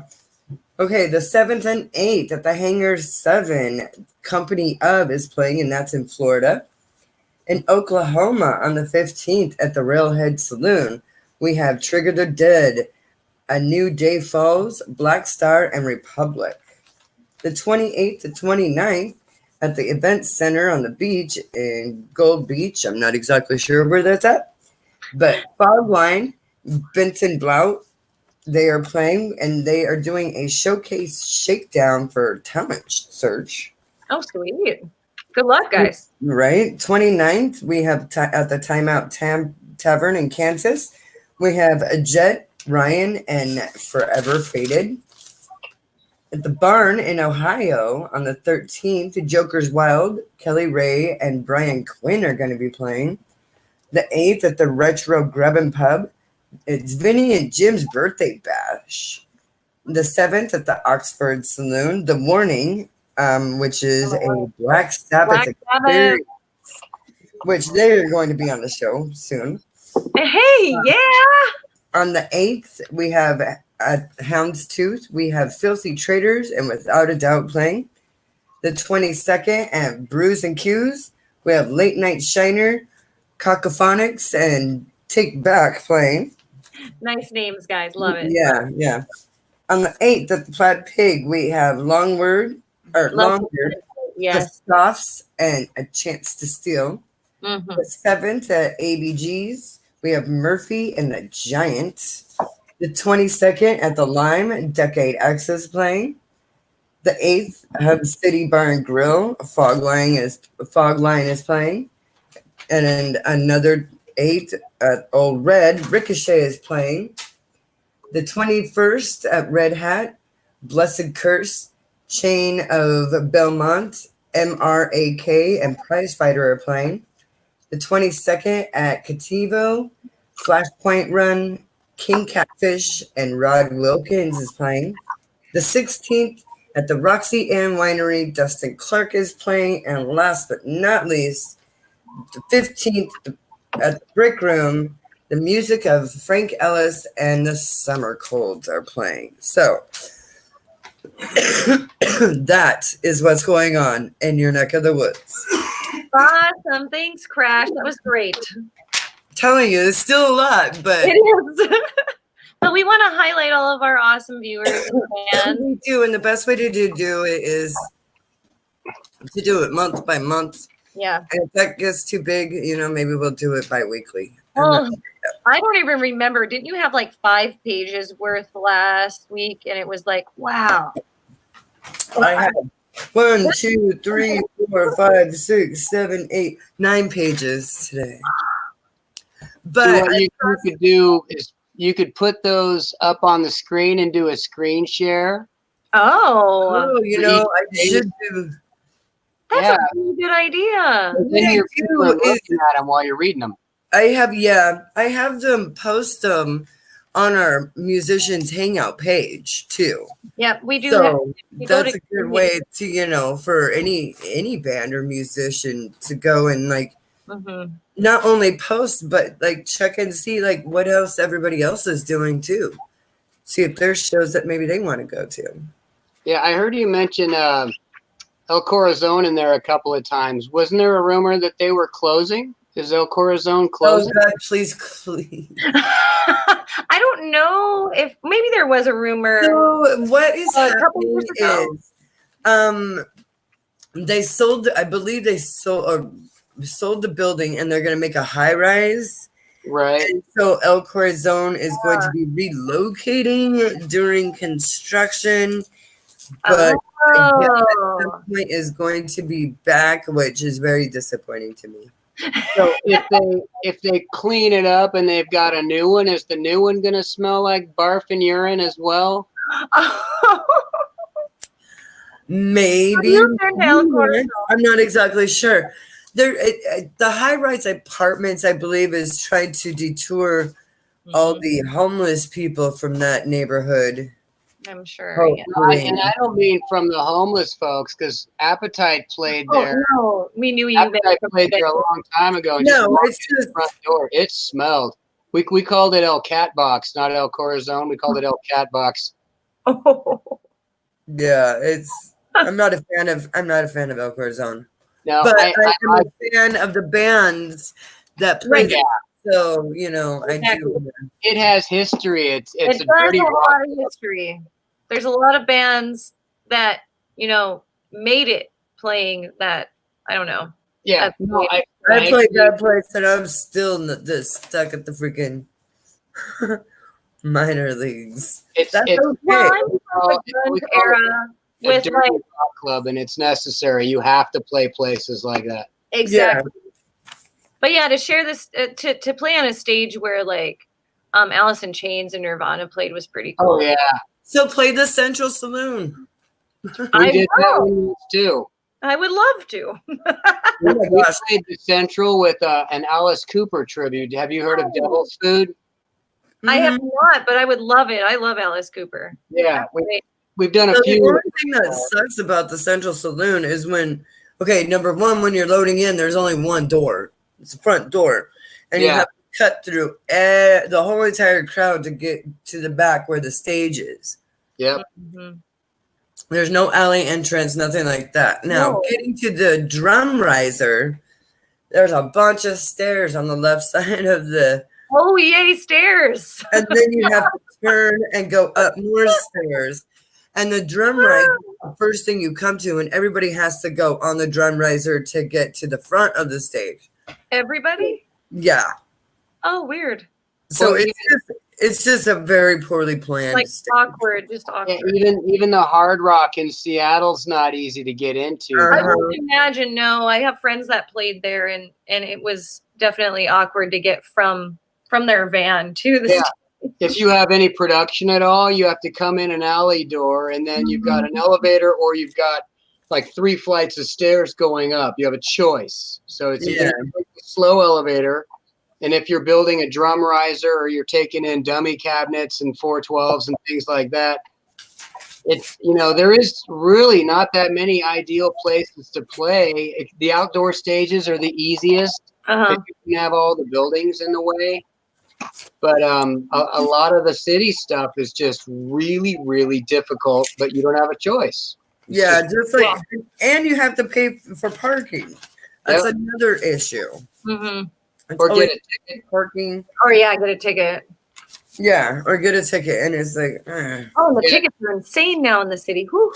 Yeah, downtown Portland's notorious for them going after people and giving them tickets. We got I think it was $145 worth of tickets one night, where you park your car to try to hurry up and get it emptied, and they ticket you. You move it, and you bring another one in, and then your nose is slightly in the red, and you get another ticket. And they've issued now musician passes that if you're parking, and I feel like that's what we need to do. Down in Austin, Texas, they love musicians so much that you can get like musicians' health insurance. Oh wow! And like they close down streets, and you just go bar to bar, but you just pay like a cover to get into the street, and you just go bar hopping, and it's just bands. Like, shoot, that sounds like maybe Texas is where like the new spot is, because Austin's pretty hot. Yeah, I didn't know it was like that though. That sounds so cool. we are losing our music scene up here. It's no longer in Seattle; it's in Tacoma. Yeah, it is in Tacoma. That is where it's at. Are you familiar with the Spanish Ballroom down there? No. It used to be a Masonic temple. Oh, it's still the Masonic temple. Yeah, well, it's called the Spanish Ballroom. McMinimans bought it. Yeah, I was going to say minimums. Yeah, we did a show there just a few months ago. I'm trying to remember. I think it was in September. And that place is a real pain in the ass to get into. But the room is nice. The stage is good. The sound is good. The building is a freaking maze on purpose. Yeah, when you leave the stage and you go off the stage and you want to go to the green room, it's like different floors and around stuff. It's almost like a puzzle. It's sort of entertaining, but kind of a pain in the butt at the same time. Mm-hmm. And then if you're bringing things into the building, you're loading at the ground floor, below ground floor. You got to go up 3 levels, and they have stairs and an elevator too. And anything large has to go through the kitchen. So you have to go past, their prep. Oh yeah, that's right. Yeah, it is really tough to get in there, but it's a cool place, and that seems to be the happening spot right now. Have you played Tony V's? Haven't played there. We played Jazz Bones was the other Tacoma spot. Yeah. Well, Tony V's has a bunch of stairs, a bunch of concrete stairs. Those are going to be fun. Yeah. Yep. We played the Columbia City Theater. Crash and I were both there. Yeah. Let's see, January. That was a ridiculous, like, and those stairs were. It was a really awesome venue. Don't get me wrong; it was gorgeous. It was beautiful. Yeah, I feel and so. the acoustics were just. Oh, it's so nice. But like the stairs into the green room were just awkward for drummers. Here, lift your entire kit up and go up 42 stairs. I'm so glad I had mini, so I have this little mini now. So I'm like, and you offered to like help me take up half of my one kick with the 2 toms on it, and I was like, nah, I got it. It's all about hip balance. If you balance it on your hip, it's not so bad. You need one of those harnesses like the marching bands use. Yes, I use those in marching band. Yes, I used to do that back in the day. Well, Mark, I was going to ask you if you had any advice for anyone that's going, any kids out there that want to be. Yeah, and then after you're done with that question, finishing that, I have another question for you. Sure. First piece of advice, since I went through kind of a 10-year dry spell, for anyone that's a musician, aspiring guitar player, singer, songwriter, you could even be just like you write books or you're a painter. If you're an artist or you're the creative type, don't ever stop. That's my biggest piece of advice. Don't put it on the back burner so you could get on with life and find a real job and go do whatever. It has to be part of your life, or there's going to be an empty spot that needs to be filled. And if you're pursuing something else and you're unfulfilled, you're either just going to be really unhappy, or you'll stop doing that and go back to where you get your happiness from. So you have to bring it with you.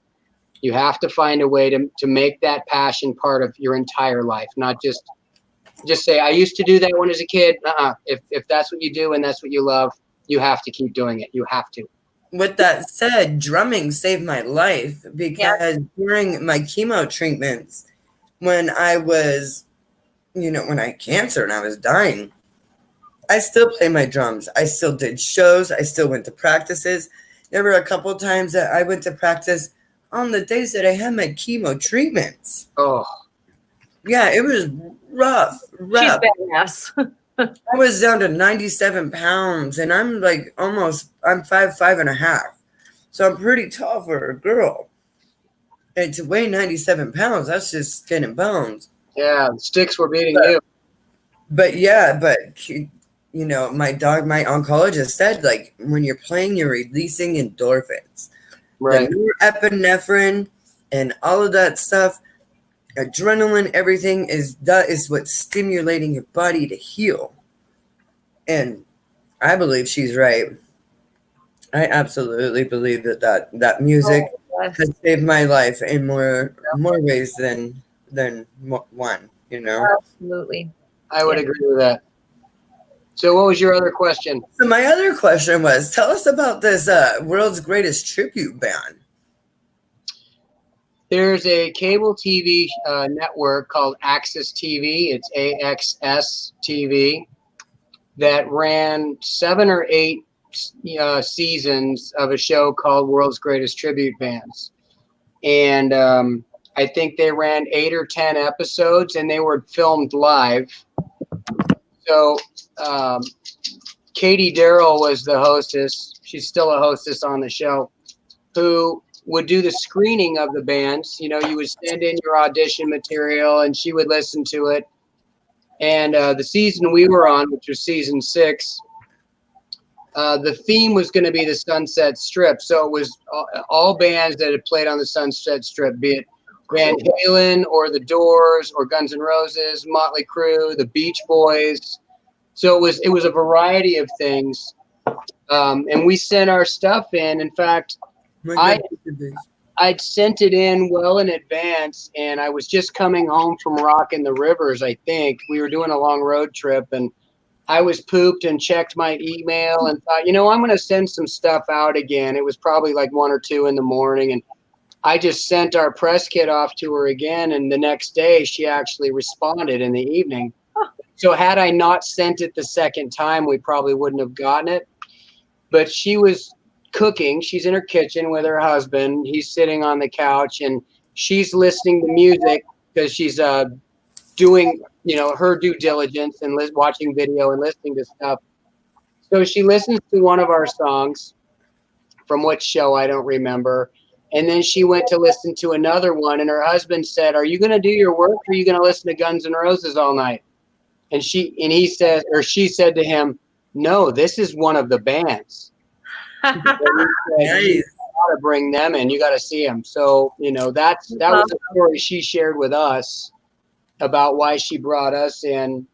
But it was live at the Whiskey A Go Go. We played. I love the Whiskey A Go Go. Yeah, it was cool. And, you have 1 hour and it's all the whole TV production. They go out and they talk on the mic and somebody's going, "You're on," and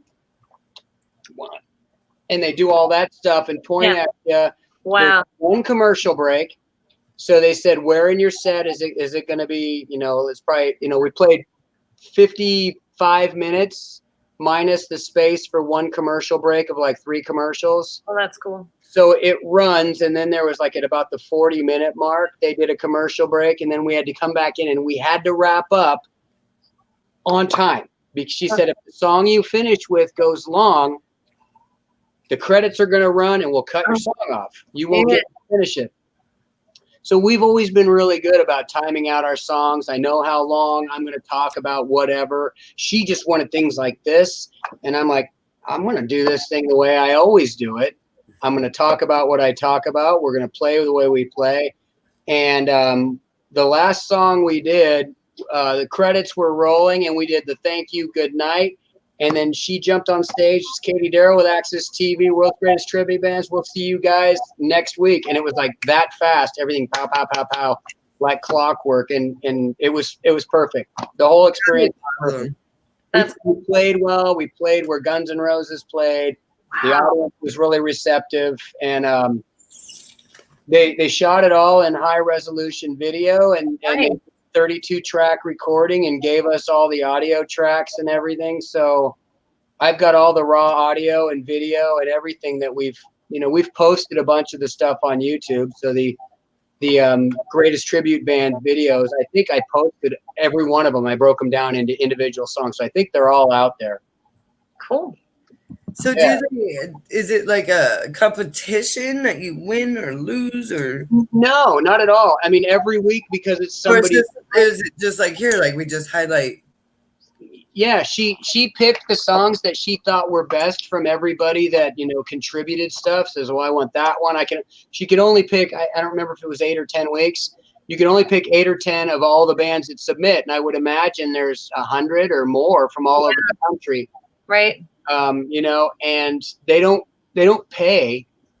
I mean, the bands that are local, you don't get paid anything. You're on TV. You're on TV live. It's not recorded, and it might be on later. I have a lot of friends up here in the Northwest that didn't even know we were going to be on and saw it.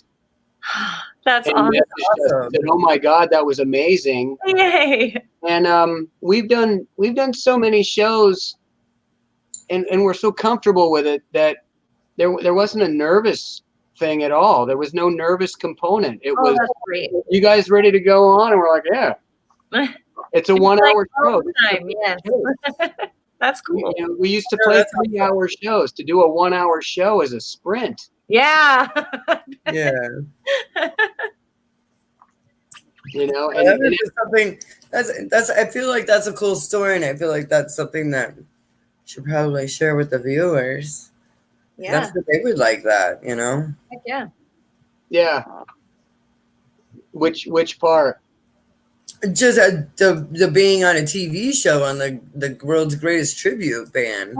So cool. So, well, we played in Kingston at the Point 2 days before that. Really?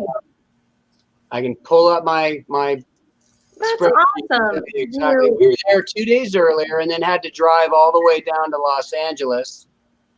I lived, as I said, I lived in Redondo Beach. I actually lived just south of LAX for about 4 years. Uh-huh.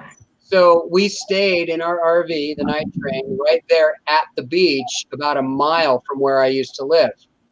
So we were able to go to the restaurants I used to go to and stuff, and we stayed at this campground in El Porto, which is in El Segundo. So it was all really familiar. And then the day of the show, we drove the RV and trailer up at the Whiskey, parked across the street, caddy corner at this gift shop called Oz that had a big parking lot. Oh, nice. All of our gear's loaded in. We did our sound check, and then we walked a couple doors down, and I think we had like burritos or something for lunch, and kind of, took in that little section of the Sunset Strip until showtime. And they had their production van parked out back, full video team, cameras all over the place on the inside. She was dressed in her little sparkly dress. We had our merch table set up inside. They were very accommodating. Hosts were super nice. And I kind of saw it as far as tribute bands go. I mean, I don't really know what the pinnacle would be for any tribute band. Like, what kind of opportunities do you really get? I mean, they're not going to say, hey, we want you to play at the Super Bowl. You probably will never get a gig like that because the original bands will play it.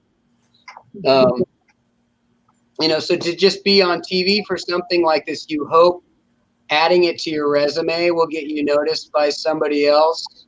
Oh, yeah.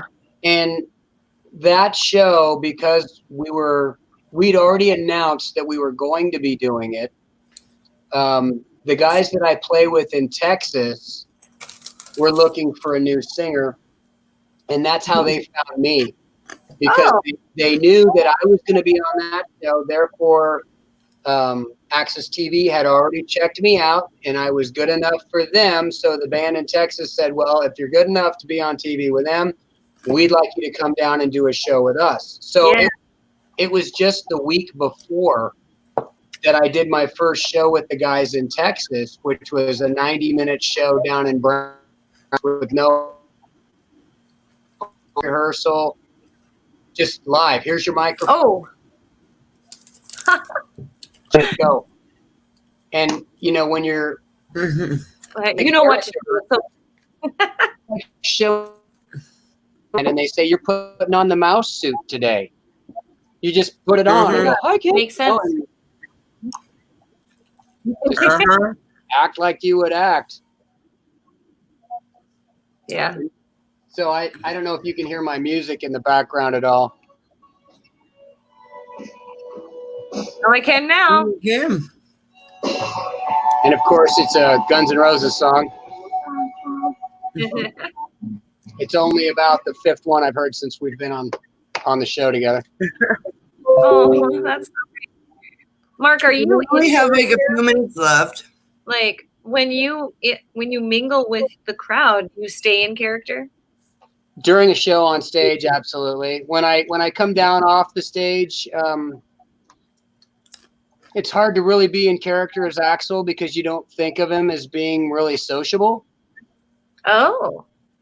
I mean, fair enough. Reclusive. Yeah. He stays in his group and his entourage, and he might get a picture and looks fairly stoic. And, I'm not really big and smiley in my photos with most people, but I'm happy to talk to everybody just like we're having this conversation. Yeah. I mean, I'm nothing without my fan base, without people that want to know what I'm doing, that are interested. Exactly. I can totally relate with that. Yeah. Mm-hmm. Yeah. I can't afford to be an asshole, or sorry, I can't. No, that's fine. No, that's fine. You can be an asshole or not be an asshole. Yeah. Be an asshole. If I make our buyers mad, or if I make the audience mad, they won't want to come back and see us again. So right, being nice and professional. Right, because you want them to buy your merch too, because that's what we get paid. Yep. Exactly. You can't get those sales if you're a dick. Yep, that's true. Know? Yep. You gotta be reasonable, definitely. Absolutely. Peace. All right, guys, we have like maybe 45 seconds left. Well, what are we gonna do with all that time? Well, we're gonna thank you so much for being on our show. We are building our brand And we so appreciate when we have other musicians share their story with us. So thank you so much, Mark. Oh, you bet. Yes. I'd love to Really good. participate anytime. Cool. Thank You you. had great stories. Yeah. So yeah, we would been love really to have you on again sometime. Well, for Absolutely. anyone that's still tuning in, just remember, check out Appetite for Deception. And also you can check out my Bon Jovi tribute Steel Horse if you're in the Northwest. I'll be down in Oklahoma next weekend at Pecola, Oklahoma at the Choctaw Casino with Guns 4 Roses. If anybody wants to check that out, I'd love to see Great. it. Yeah. Cool. Good plug. All right, kids. Well, thank you guys for tuning in tonight, and happy Wednesday. We'll see you next week. See you next week. We'll have banned everything under the sun for you. Yes. All right.